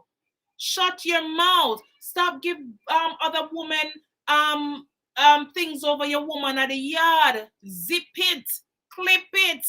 Work it out. Go talk to the woman at the yard. Stop get parents involved sometimes. Sometimes too. If you can't do without pastors too, I'm telling you the truth. I'm going to be honest now. Sometimes we have to work out on the stuff on yourself. Prayer and prayer. Ask God to lead you and direct you, because at the end of the day, the pastor is just a human being and an individual just like you. Same like how God download to him, he can download to honor too. That's why I have to make sure the foundation, like the caller said, is right. I hope somebody I get it tonight, I hope I can stay and listen to Royal Cleopatra on this night and then learn a thing or two so I can go back and talk, sit down and reason with the partner and say, come watch the video, listen to this. The same thing we did that till I say somebody come say they won't know me. It happens because sometimes the men will make the woman look crazy and say, well, miserable. I know miserable. Stop and listen before you're just ready for answer and quick for answer. There is a problem. The woman is going to speak about it. And women know how to go about it too, because sometimes we just start sound like a crazy person. That's why they call us crazy. You understand? Sit down and wait for the right time and you start a nice, lovely, conversation that is not filled with loudness and, everybody raise them voice. So if you find out, say you raise your voice, wait till you calm down. You understand what I say? I'm telling you something that I lived. I've learned from my mistakes and I'm assisting someone and empowering you. I'm talking to you tonight, today, this morning, yeah? Sometimes something is always left out. You have to find out in a relationship. Ask yourself and ask, right there, Sully said, yes. Sometimes whether the man or the woman, we are the one who are lacking a part of the ingredient as well. So we have to sit and search ourselves and say, what am I lacking that I'm not bringing forward to the relationship that is causing it to, kind of be hanging? You're right. And communicate. Ask the husband what in the relationship is left out. Then we'll tell her too, because 99% of the time, if you feel like there's something missing or an ingredient missing, the husband know it too, or the wife knows it too. So that's why you have to sit and speak with your partner. Not to your partner, but speak with your partner. So both of you having a lovely conversation. Not an argument. Because argument, leads to aggression. Yeah? Just have a comfortable conversation. And it will work. It will work. Let me tell you, it will work. If that man really mean that relationship good or that woman really mean that relationship good, it will work. Like I said, there are some relationships they're not worth fighting for, and there's some worth fighting for. You understand? Because some men, they may have some dirty qualities about them, but they do have some great qualities about them. There is potential in some men, likewise women. And we can work with potential because guess what? It's not always about money at the first get-go. We can see a man and see him have great, his personality is grand, he has great potential, but he might not have the finances in a bank account right away. But guess what? I can work with that. I can help, I can assist him. Not to say, you're gonna just deliberately walk out, they go pick up one broke, worthless cruff. No, there's a big difference. You can work with potential. You can help to propel potential. Yeah. As you said that too, one of my friends always say, you can take up a man without a job and a plan, but you should not take up a man with a job without a plan. Look at that. Wanna hear that? Y'all heard that?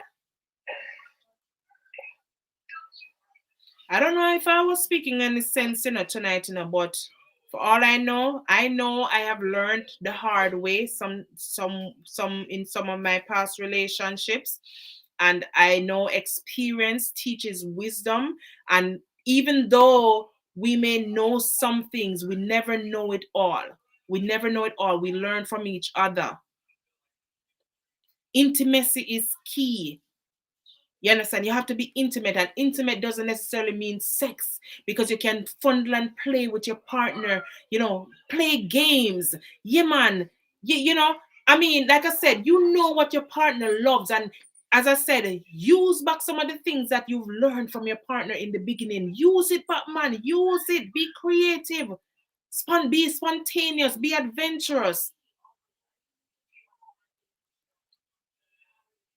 You can't sit down daddy and then know when time they sit and they talk, they come and they tell you that, look, this is not working out, you're not doing anything about it. And then when they decide to say, all right then, well, me I gonna go out the road, and then you start have problem with people and with the man or the woman. You understand? It doesn't work like that. We have to really be honest and transparent.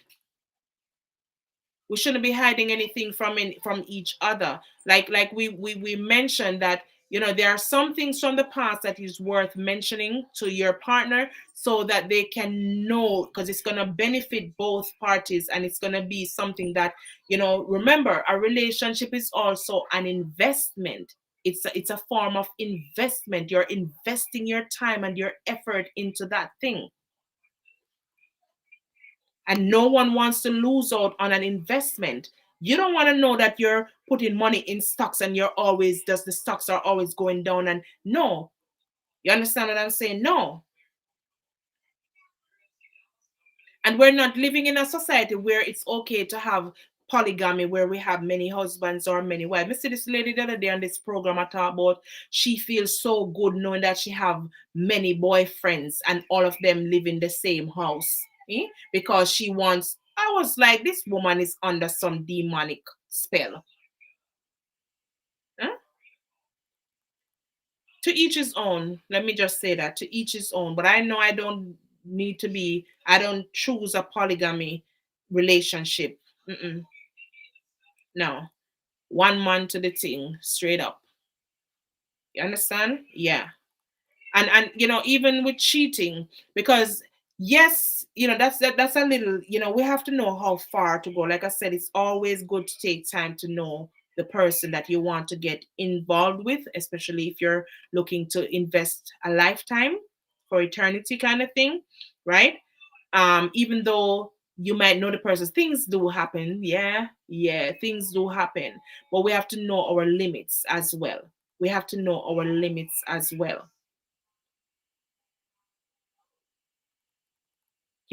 Couple up with people who are like-minded like you, other couples.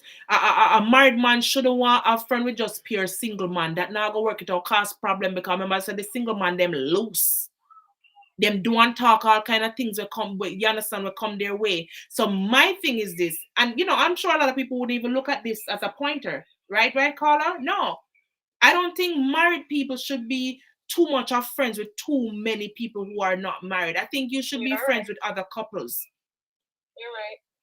Because you're going to learn from that couple, and that couple is going to learn from you. Not to say if you have a 1 and 2 single people who's going to learn from you, but what are you going to learn from a single person all the times? Most single men are girl them a talk about.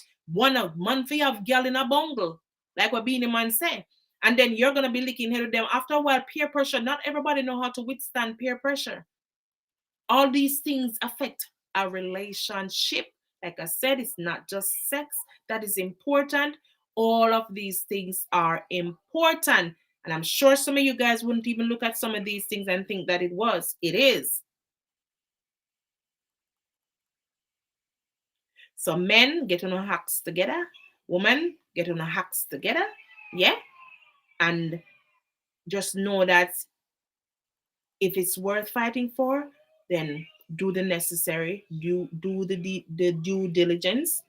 You understand? And drop some of the friends them. Stop letting a lot of friends know what's going on in your relationship, whether good or bad. Sometimes leave out family as well, and everything you run to family member, whether brother, sister, uncle, never mother. Leave them out and try to work out your thing. You have a wife, you have a husband, and sit down and reason. Are two people where they love each other or that saw something in each other. On a must can talk. Talk it out, man. Trash it out amicably.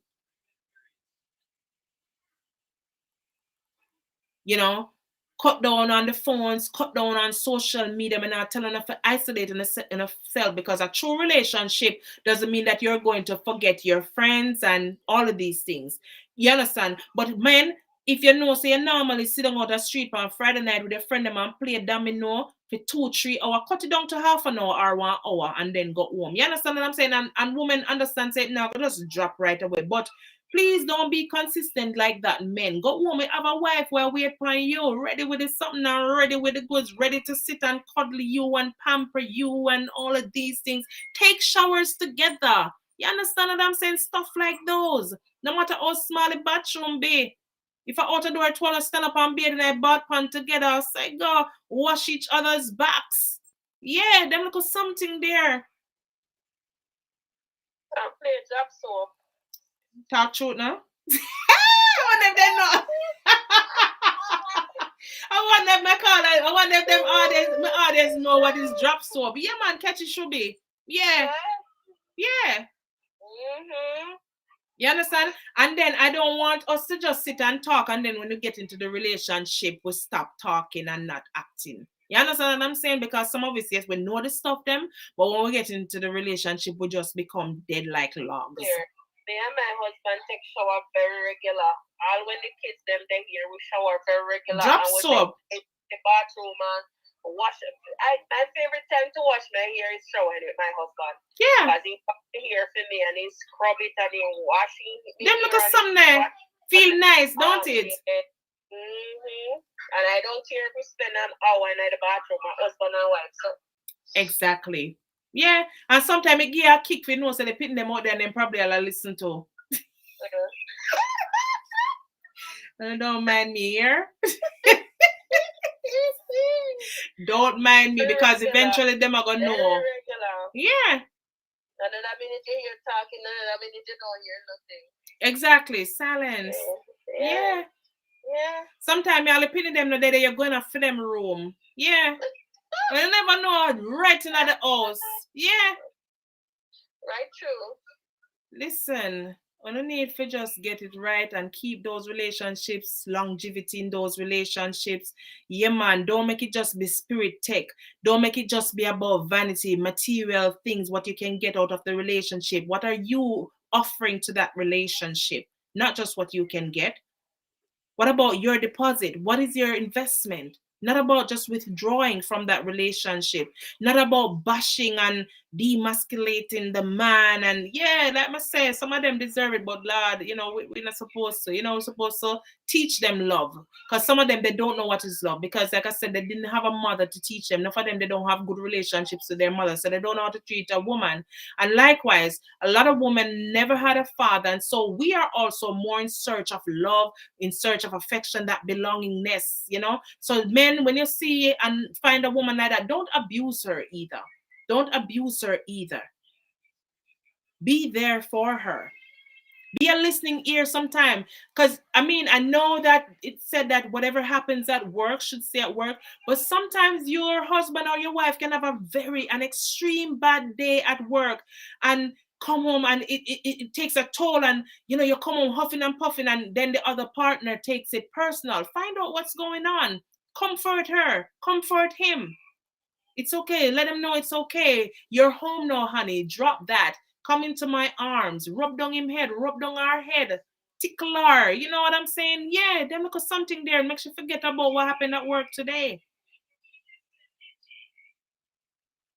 Care makes a man stronger. Care makes a woman stronger. As I said, women, we're looking for that security. We're looking for protection. We're looking for affection and mostly attention. Ask why men or women cheat or woman cheat. the attention. She's not getting that. She asks, she begs, she pleads, but she's not getting it. Men, if you know that you don't want the woman, do not trouble her. Leave her alone. Let somebody who really needs that woman get that woman, okay? Likewise, women, if you know you don't want the man, leave the man alone. Because you have some woman, them just stay bad, and them know say from heaven to earth, so them don't want the man, but because them know say the man like the other girl over there, so them a run just with the next girl and know say they're just being evilous. Yeah, don't do that. We want lasting relationships. It will make this world a better and happier place. We won't have so many stressed people who end up committing suicide, who end up having mental issues, anxiety, having, can't sleep at night. All these sicknesses developing. And if you have a man and the man did strong up and all of a sudden, like I said, the man get erectile dysfunction, try to feed the man right, try to find out what's the problem, because it can be fixed. Yeah.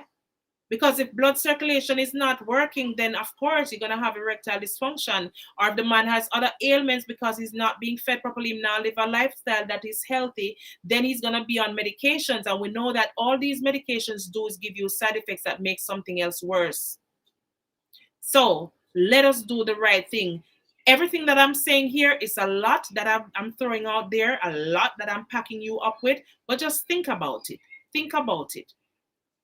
Take it in strides, bits and pieces. Yeah, digest it little by little. And I'm telling you, it will work. As you hear the caller said, the pastor didn't know what to tell them as a couple when they were having issues, right? Didn't know what to tell them. All they keep what was it, caller, you said they said? It was our counseling session. They didn't have anything to tell us. All they could say was that you don't know how worse it's gonna get. So you have to get married for better or for worse, and you're not gonna know how worse it's gonna get. Can I hear them something now? Come on now, talk it short now. As I said, they are human beings too. And I've heard people said, how can I go to a counselor who's not married? And when you think about it, it makes a lot of sense. Because they've never probably experienced being in a relationship. I know that they go to school and they learn things, but sometimes it's good to learn from someone who's in it. Sorry, just like I tell people, when I share my testimony and speak about the things, becoming an anger management specialist or a domestic violence coach doesn't just make me a normal domestic violence coach or a normal anger management specialist or a normal chaplain. Guess what? I've been through domestic violence, not only on one occasion, many occasions, because domestic violence doesn't necessarily mean physical abuse. It could be mental, financial, it could be emotional, it could be anything, verbal. Right? I've been through anger issues. Yeah. The mad, angry Black woman. Yeah. Because of trauma and other abuse and rejection and abandonment and neglect. Yeah. Yeah. So the thing is, I think what happens to most of the time, or what works for me, is when a person can relate to experiences that they have and can give you like an example. Because with our counselor that we went, he was a pastor as well, and he was married, and so he was a professional counselor, and he was able to equip us for what is to come, and was able to share his life experience with us too. Wow. Because I know at one point he had shared that his wife was fed up with the relationship and what they do to make it work and so on like that. So when you can relate to people, I feel like it's better for that person when you're coaching them, when you can, Yeah, because we have to remember that pastors do get divorced too. Pastors do break up too, and some of them single. And the great testimony at church last Sunday, the girl was like, she wanted to give up on her husband. She wanted a divorce so badly. You understand? Yes. But it's I think it, yes, caller, I appreciate you calling in, and for I like the thing that you said that the church, because we had to touch that, because people will see me here, someone who is a woman of God or a child of God talking about, she's talking about sex and relationship and spouse. Yes. You understand? Because as you said, the church doesn't teach us the couple how to live outside of the church. They only teach them how to live inside the church. And that is why a lot of churches are filled with single women, very few single men, not a lot of couples, you know, and as I said, they're not equipped either. And I mean, yes, they will tell you to pray, pray, pray, pray, pray. Of course, prayer wins, but if you're praying and not doing the do's and acting, then it's not going to work. Prayer is not going to fix everything. You got to get up and do something as well. Just like faith without works, it says the same thing. Prayer without works is dead. Yeah? You have to have strategy. You have to be strategic. And you have to be intentional. You have to want this thing so badly too. Yeah? But, you know, I appreciate you calling in, Colin. Please don't be a stranger. Make sure you come back. We're here live every Saturday night at 10. And, you know, I love to hear the views of my realists. It is important because we learn from each other and we're here to empower and inspire, invigorate, and all of that, edify each other, okay? Okay. Have a good night. Well, good morning, rather. God bless. Yeah, man. So, guys, listen, I just want to tell you that, you know, relationships are fun. Relationships are important because sometimes when you find yourself being single, like sometimes I'm here and I want like something, a furniture to move or lift up. I mean, I can't always do it by myself. I need someone to assist me. And then, you know, you have to be having to pay somebody else to do it. When you have a partner, you can both do it together. You understand what I'm saying? Not to say sometimes you may not need outside assistance, but you can do things. Sometimes you sit down, you want somebody to talk to other than your children. Sometimes you have an idea, you want to share it with a partner. You know, two heads are better than one, the saying goes. So a partner is really important. And in the beginning, God made man and he gave him a woman. However we want to look at it, yes, he made woman and he made man and he made woman to couple for each other.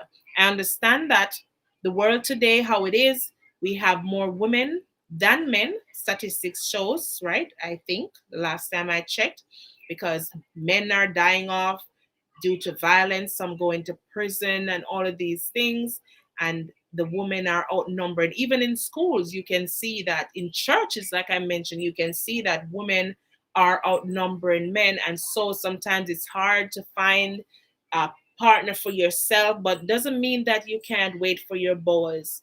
You don't need to share because, again, not all of us we're going to get a husband or all of us going to get a wife. Some of us have to go back as we came, or we're going to have to go back single. Singleness doesn't mean loneliness. Sometimes it's good to be single as well, but relationships are really important. That's how you have reproduction and children and the world getting, you know, whatever it is. But at the same time, you know, just to keep life flowing, we have to reproduce, yeah? And that takes a man and a woman. So, guys, I hope that, we've learned something, some of the strategies that we can use to solve these problems. Make appointments with each other. Yes, you can make, in other words, make a date with each other. Just like when you saw that woman or that man and said, man, that woman, there's something about her. It's not just her appearance or her looks or the way how she dresses. Sometimes it's the way how the woman speaks. Sometimes it's what's inside of the woman's head or what's inside. Get into my head. Me, any man going forward, if you can't get into my head, I don't want you. I'm going to say that. Yeah, get in my head. Find out what's going on in my head. Yeah? If you're together, put the cell phones away. I can't say that enough. Put them on vibrate when you're home. Even if you have a business, you should have a cutoff point for your business. You're not alone. Put the children to bed. Let voicemail speak up the calls. Yeah? If you can't communicate without raising your voice, then go to a public space. Go to like a library. You're going to the library, you can't make no open eyes. And it is so true, because even with your children, sometimes when you're home and you bark at them and you shut up, you're probably studying or something, and it gets out. But when you're in the public, you want to maintain. You want to, you know what I'm saying? So if you know that you can't speak without raising your voice, go to a public place, like a library, a park, or a restaurant, where you're gonna be embarrassed if you're gonna be screaming. People gonna look at you and be like, oh my God, is that the girl who led testimony ministry at church? Is that the chaplain? Is that the nurse? Yeah. You understand what I'm saying? Because we're human. Of course, we are human. And the best thing is to be ourselves. But sometimes I'm sure we get out of control, so we lose it. So these are some of the things. Set up rules, have boundaries, have standards. Yes? Try not to interrupt. If you're speaking with your partner about something, I used to do that a lot. And sometimes I did it, and I think it was warranted because I realized that the way the conversation was going, like I was dealing with a narcissist. But even so, I still learn a lesson. Let people speak. Give them time to speak. Do not interrupt them. Don't speak. Your tone, should be in a manner, a respectable one, a manner where, yeah. Stop blame gaming. You always this, you never do this. Try to find a way of saying what you have to say without having to be always blaming the other party. Because truth be told, a lot of times we are the one who are to be blamed. The person who's trying to blame the other person. Because if you point at someone, look how many fingers pointing back at you. Actually 4, right? So yeah. Don't play the blame game. Try not to interrupt when the person, because listening, in communication, listening and feedback are the 2 main ingredients. When you listen, then you can provide a feedback that is a great one. Yeah, you're not just listening to respond. You understand what I'm saying? And your feedback will tell if you were really listening. Okay, so that is important. Now, use body languages that you're listening, because we have this tendency, because of we're angry and we're really upset. Yes, it's okay to be upset. It's okay to be angry, but what degree are we going to take it to? And so, our body language, it speaks a lot. You look at the person with hatred, and I've been told that, I look at the person with so much disdain, like I want to cut them. I've heard that before. So I'm learning. So I'm giving you tips and pieces from my mistakes. You understand what I'm saying? So, watch your body language, because when you do that, what it tends to do is to heat up the argument more. It doesn't tend to quell the argument. So if you lean into the person and show the person that you're really listening, you're giving them that respect to say what they have to say, it makes a difference. Don't be your partner talking to you, but you're looking at the watch and you're looking at the phone and you're still on the computer. Be attentive, focus, look at the person. You're picking your nails, you're doing all sorts of stuff. That's like disrespect right there.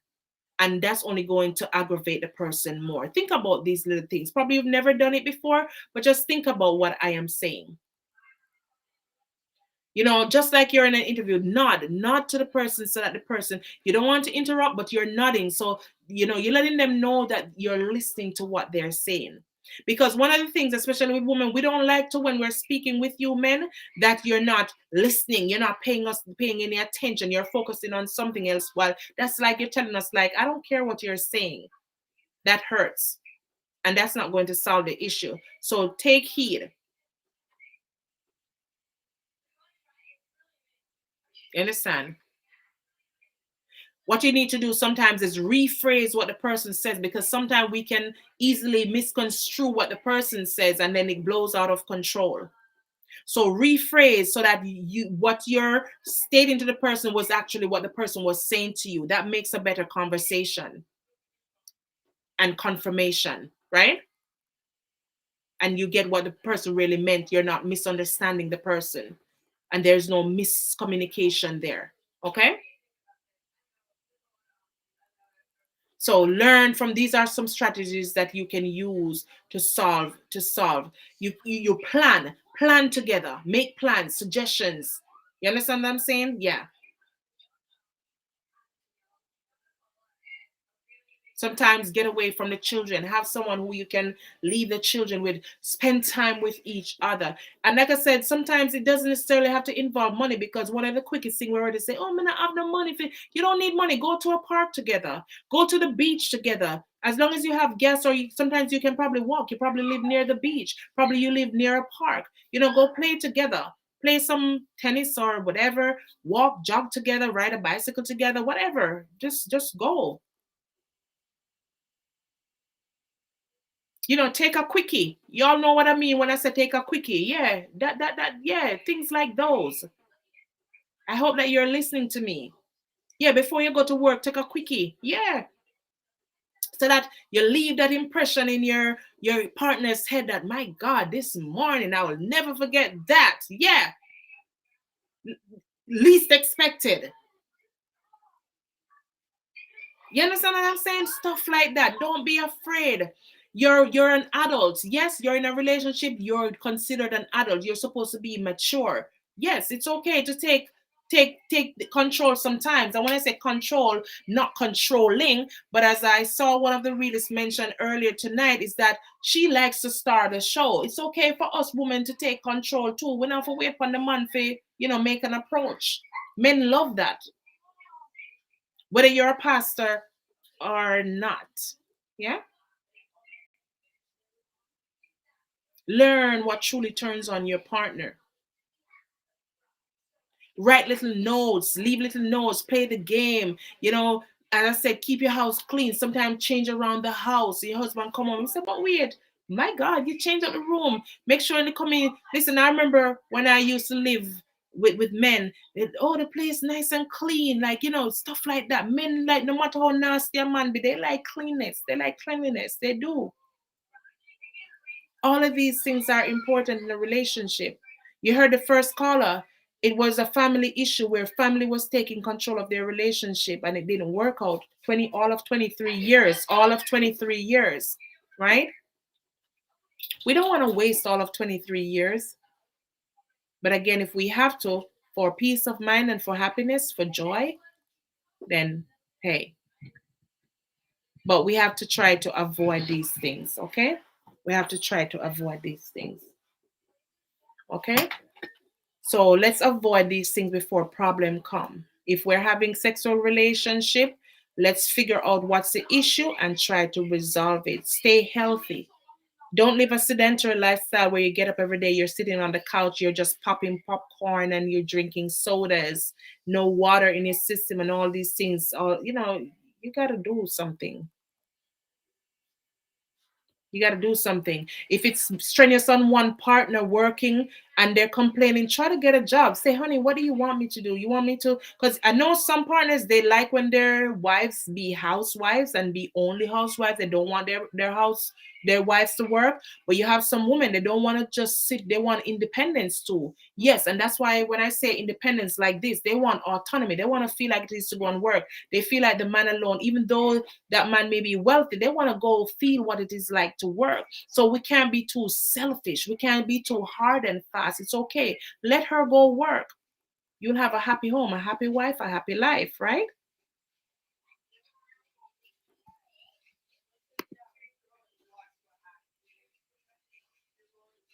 Yeah. So right. Sometimes something is always okay.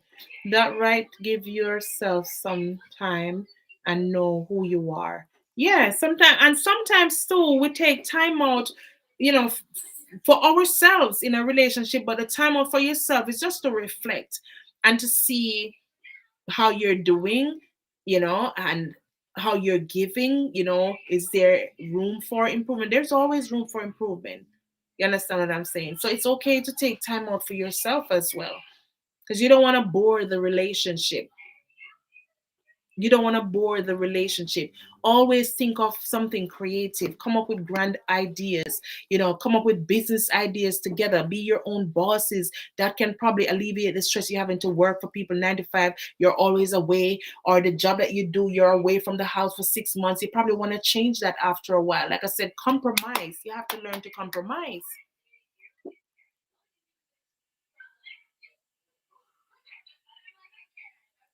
Be passionate towards each other. Be supportive. They always say behind every man, what is saying? Go behind every man is a strong woman, something like that. Yeah, you push that man, propel him to prosperity, propel him to be a better version of himself. And I hope that he won't be ungrateful. Yeah, you have some people, no matter what you do for them, they're just ungrateful. But let's just be positive, right? You understand? Yes. Discuss your hopes and your dreams together. Yeah, I'm sure the same thing. It's like the same thing that you did when you just get to know this person. Continue to do it and add to it, add value to it. It's just like you bought a house for 200,000. Add a house appreciates as years go by. You don't want that house to become dilapidated, because after a while the wood start to rot. Then you see the roof start sinking, the walls start tumbling down. It's the same thing like a relationship. You have to upkeep that house so that the value appreciates. It's the same thing in a relationship. Try something new together. It's okay. If you fail, you try something new again. You keep trying. Try something new together. As I said, spend time with other couples. Go on couples retreat. Things like that. I don't even think churches even do that anymore, where they go out on couples retreat. You know? Don't really have your husband on a schedule when it comes to sex. Likewise, men don't have your woman on schedule when it comes on to sex. You understand? Oh, 1 month again before, or 3 weeks on the line, or every Wednesday night, or whatever it is. Come on now. As I said, some people just want to know that, oh, I just have a partner with me. I mean, I don't know. I can't work like that. That's just my taste. I mean, hey, to each his own, but I'm just saying, trying to help somebody save their relationship here, okay? That's all it is. Set the scene. Set the mode. Give off positivity, you know, let that illuminate in your surrounding. You get, you know, that will reciprocate to you. Get touchy. As I said, get feely. Pat your partner.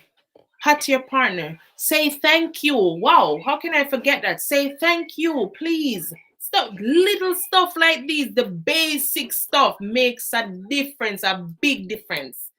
Yeah, the basic stuff make a big difference. Say thank you, please. Yeah, if you're wrong, go and ask for forgiveness. Don't wait until it causes an argument and say, "Miss sorry."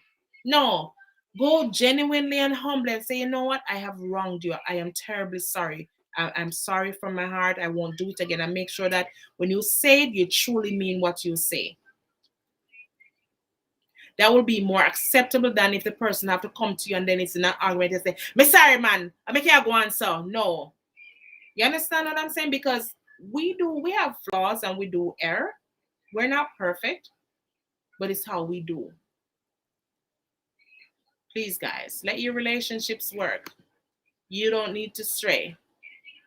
All right? You don't need to stray. Yeah? Like I said, change things in your bedroom. I mean, I know people, you know, I wanted to ask some of the callers about toys, but like for me, like I said, you know, the caller who said she asked her pastor a lot of questions as it relates to relationship and sex. I mean, I don't know about toys, but for me, I'm not a lover of toys. I mean, I've got so many ideas and stuff to do than work with toys, but to each his own. If whatever works for you and it's okay and it's not defiling you and your partner or the bedroom or the bed, then hey, go for it. You understand what I'm saying? But I see some crazy things are here, some crazy things, you know, when it comes to toys and all of these things. But like I said, whatever it takes, as long as it is in line, then go right ahead. You're big people. You understand? You're not a big man, big woman. You understand? As we said, don't blame. Don't hide your income from your one another. Yes, I just said it. Don't hide your income or your debt, because some of we go in a relationship and we have bad credit. Like for those of us who live in other states or foreign countries that deal with credit, we have bad credit, we have back child support, and the wife no know or the husband no know, because it's not only men pay child support, women pay child support too. And so we hide these things, and when you hear from the show your check is being garnished for something where you don't know about, that cause big arguments in a relationship, sometimes sever ties in relationships. I'm telling you guys, yes. I'm telling you, be honest about your current financial situation. There's no shame in the game. If a dollar, you have a dollar. If you don't have none, you don't have none. You can always improve on that, yeah? Try not to live above your means. Not to say you're going to live the worst. If there's something that you need to talk about, don't deal with it when it's hot. Deal with it instead when it's cooled down, when it is convenient and it is non-threatening for both parties. Yeah? You have some partners, some are savers, some are spenders, some love to spend, right? There are benefits to both. So you have to learn how to correlate both of them. You understand what I'm saying? Agree to learn each other's, how each other's do, each other's tendency. Learn each other's tendency. Hey, it's when you learn someone, just like you learn something, it makes you a better person. It's the same thing.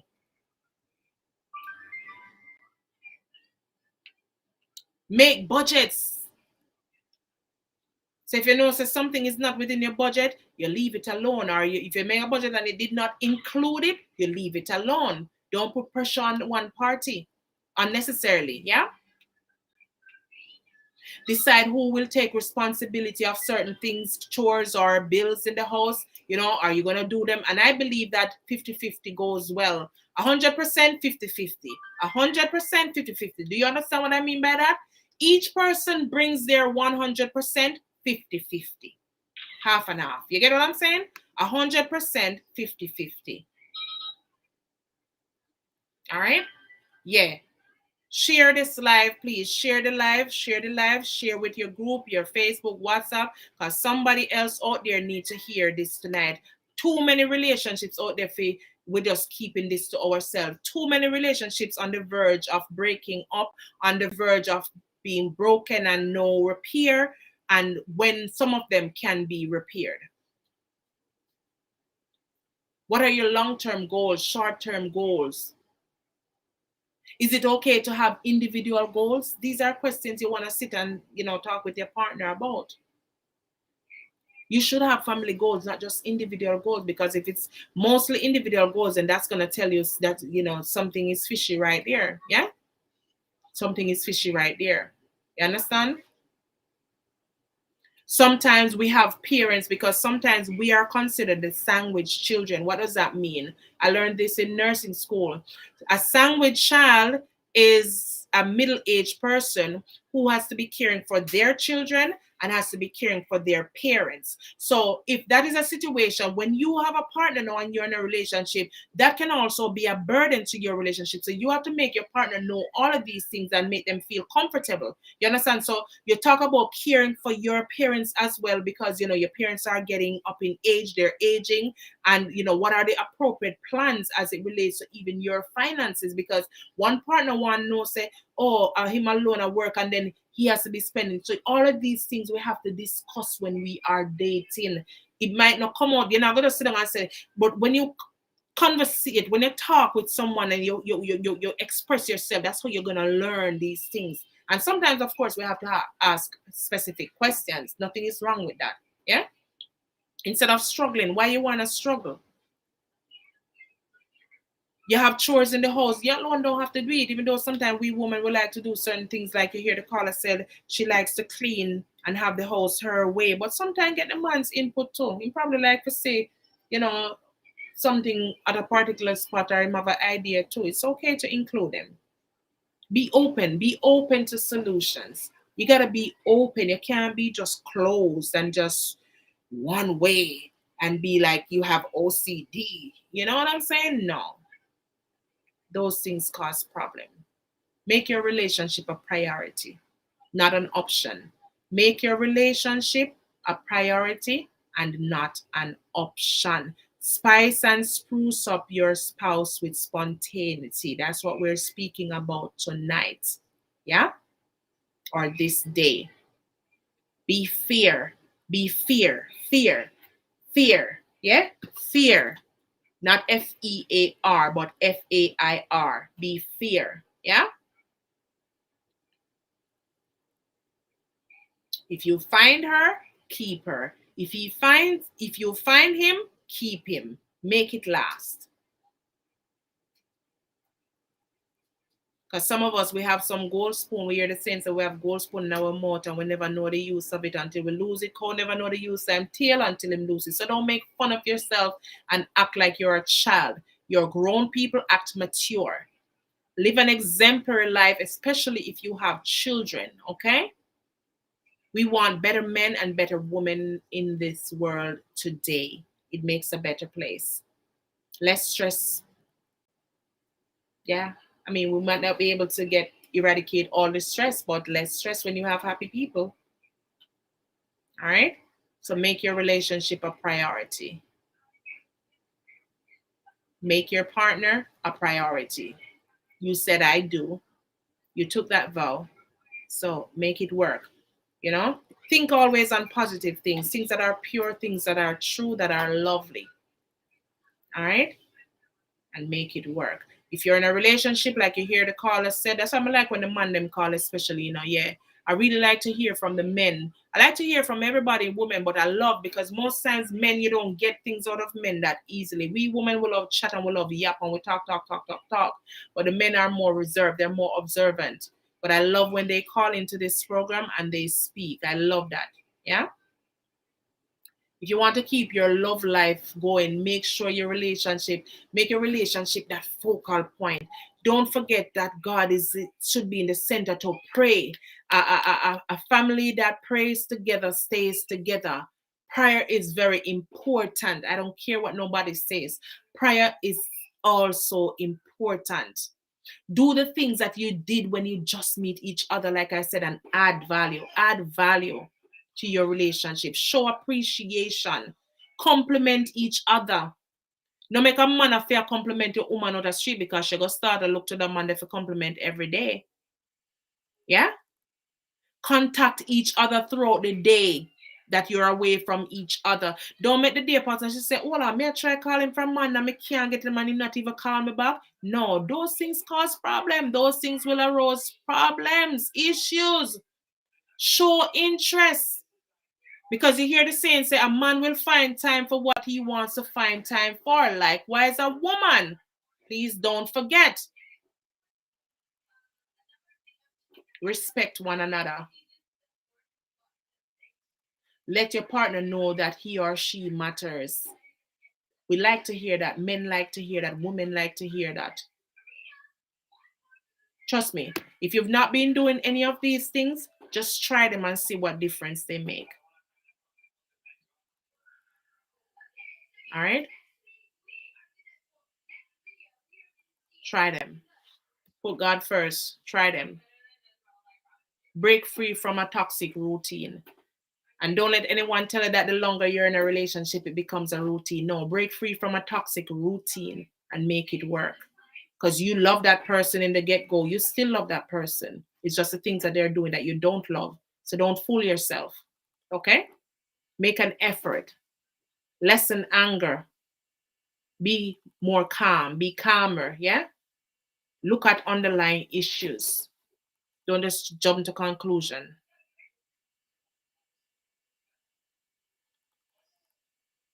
Realize that in any conflict that you're not a victim. You're not a victim. Yeah? It's your choice. You choose how you want to react. Yeah? Or whether you react. So you're not a victim. All right? So, I don't know what else to say tonight. And it's getting late. I gotta get up tomorrow morning. Early. Yeah?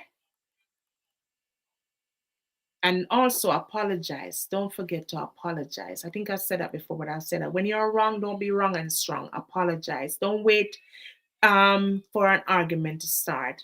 It's tough sometimes, especially, and sometimes even if you're not wrong, just apologize for peace sake, and honestly do it. Okay?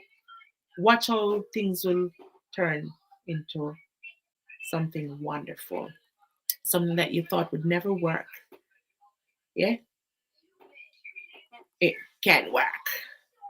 It can work. All right, guys. So I just pray that if someone who is on the line listening, or who will be listening, or who was listening, or who you're going to share it with, have any relationship issues, I hope that you learned something, or you learned a lesson from previous relationships, so that going forward, you're better equipped, you built on yourself, and you're ready to go with love. with love. A wrong relationship will also make you feel alone. So if you know that this relationship is not for you, do not force it. A lot of these relationships are forced for other reasons than what it's supposed to be and end up in shambles. Okay? Right. Please respect communication, less aggression, trust, support, shared responsibility, negotiating, being fair, not being unfair. Value your relationship. Treat your relationship better. If you break the trust, I know it's hard because once the trust is broken, it's really hard to come back. But earn that trust. Re-earn that trust. Re-earn that trust. Respect. It is important. And sex is not only the important thing in a relationship, even though it is the most important. It's not the only thing that is important. Okay? Take it anytime, anywhere. A year property. Show authority over your property. Drip. Yeah, baby. Yeah. Moonlight walk and talk. Road adventures. Bust a kiss while walking. Y'all walking at the mall. Feel up. Yeah, get touchy. Play the part. Yeah. And sometimes leave out social media and friends. I think I've said it over and over. So take authority over your relationship. Fight for what you want, okay? Love lasts. And don't let your partner feel insecure. And then your cousin there, you're too insecure. What caused that woman or that man to be insecure? Yeah. Make that person feel secure, because sometimes we are the ones who cause them to feel insecure, whether we like it or not. It's just the mere truth, the mere fact. All right, guys. So work on your relationship. Whatever caused that spark in the beginning, go back to the drawing board and think about it and let it happen. All right. If you think that it's not going to last, then sit with your partner and say, hey, I think we've outgrown each other, and try to, if it doesn't work, hey, it is what it is. But don't live in unhappiness. Don't live disrespecting anyone or, hurting anyone. Doesn't make any sense. Make sense, guys? Anyways, I think I've talked a lot. My throat is dry. I got my last sip. Yeah, man. Sometimes you can have a little glass of wine. It's okay. Your partner to sit on wine and dine. I was having La Marca, Prosecco. I can't even pronounce it. Yeah, get them free ad. That's what I was drinking. There's a small bottle. Bible says you can drink, but don't drink. So I'm nobody fool you. So you guys, you have a wonderful, peaceful day. And I hope that your relationship will work out. Take some time out. Do retrospect, introspect, and all the respect. You know what I'm saying? RESPECT. If listen upon here, who used to say that? RESPECT. Yeah, listen, your father used to say that Monday. I'll never forget that. Always have respect. Yeah, man. So I'm used to spell it out, RESPECT. Respect. Yeah, guys. So I'm a respect on all love and manners. I appreciate you guys. Please continue to support this program. It's reality TV, Life with Royal Cleopatra.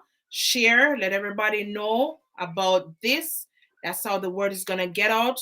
When you do good things, the word will get out. Don't be selfish. Let everybody know about what we're doing here. We talk about real life issues, real conversations on this conversation. Okay? Real conversations on this conversation. The real deal, the juice, the sauce, whatever you're looking for, you can at least find it here. All right? We'll make it happen. And especially when you participate, we learn together. We're in this thing together. Chat about, adapt my say, what you say. You understand? So when you come, make sure that you also come with added value. You're here to participate, not just to listen. Sometimes it's okay to take, but it's also okay to give. And giving doesn't necessarily mean money. You can participate. Let me hear your 2 cents, what you think on our topics that we speak about. What else would you like me to speak about? What is an issue that you see happening on a daily basis? Some people think it's all about relationship that I speak about, but not necessarily. But it is also important because relationship is an issue these days. Children, man, woman, it is an issue these days. But if you have a topic that you want me to speak about or to highlight, you can also WhatsApp me on 239-404-6147. Or you can comment, like, comment, interact, let me know. I like feedback. I like to know if I'm doing well or if I'm speaking about something that people are interested in, because you don't want to come on here and bore people, even though you know that some topics, people don't want to hear the truth. People don't want to speak about topics that might be considered sensitive to them, but others are here to learn. Where we all can do with a little knowledge. Yeah, no matter how much we know or how much we think we know. All right, guys. So bless up all of you who watched, listened from beginning to end, who passed through. I still love you all. Yeah. Love is the order of the day. Let nothing separate you from the love of God, because God is love. And when you love like Christ, then trust me, love will just keep on emanating, flowing, and adding love, love, love, love, love, love, love, love. Yeah, guys. And I thank you for watching. Happy New Year to everybody again. I hope that you're working on your dreams. I mean, I'm not even going to say resolutions, but your dreams, your aspirations, and the things that you had set out to do last year you didn't accomplish. Don't just give up. Just go back to the drawing board, see what you could have done better, what you didn't do, and just go forward. Okay, guys, you can do it. Just know that you can do it. All right. So just make sure that we be real with ourselves as well. So have yourself a peaceful day. Same time, same place, next Saturday, 10 p.m. I don't know what the next topic is going to be. I have so many things I wanted to talk about. Some people want to talk about stuff like what's going on in the world. Like even in Jamaica, we see so many killings, brutal killings and fightings and all of that. I mean, let me know, guys. I like when you give me feedback. I like that. All right, guys. Bless upon yourself. Mwah, mwah, mwah. Love, love, love, love. Somebody in the world loves you. And remember, care makes one stronger. All right, guys. So peace out. See you guys next time, same place. It's your girl, Royal Cleopatra, your number one sensible specialist in the stratosphere. Number one sensible specialist in the stratosphere. Why? Because I have been through it. Yeah, been there, done that. Yeah, you. So thank you for watching. Thank you for joining us today. You can follow me on social media, Facebook, Royal Cleopatra Conquers.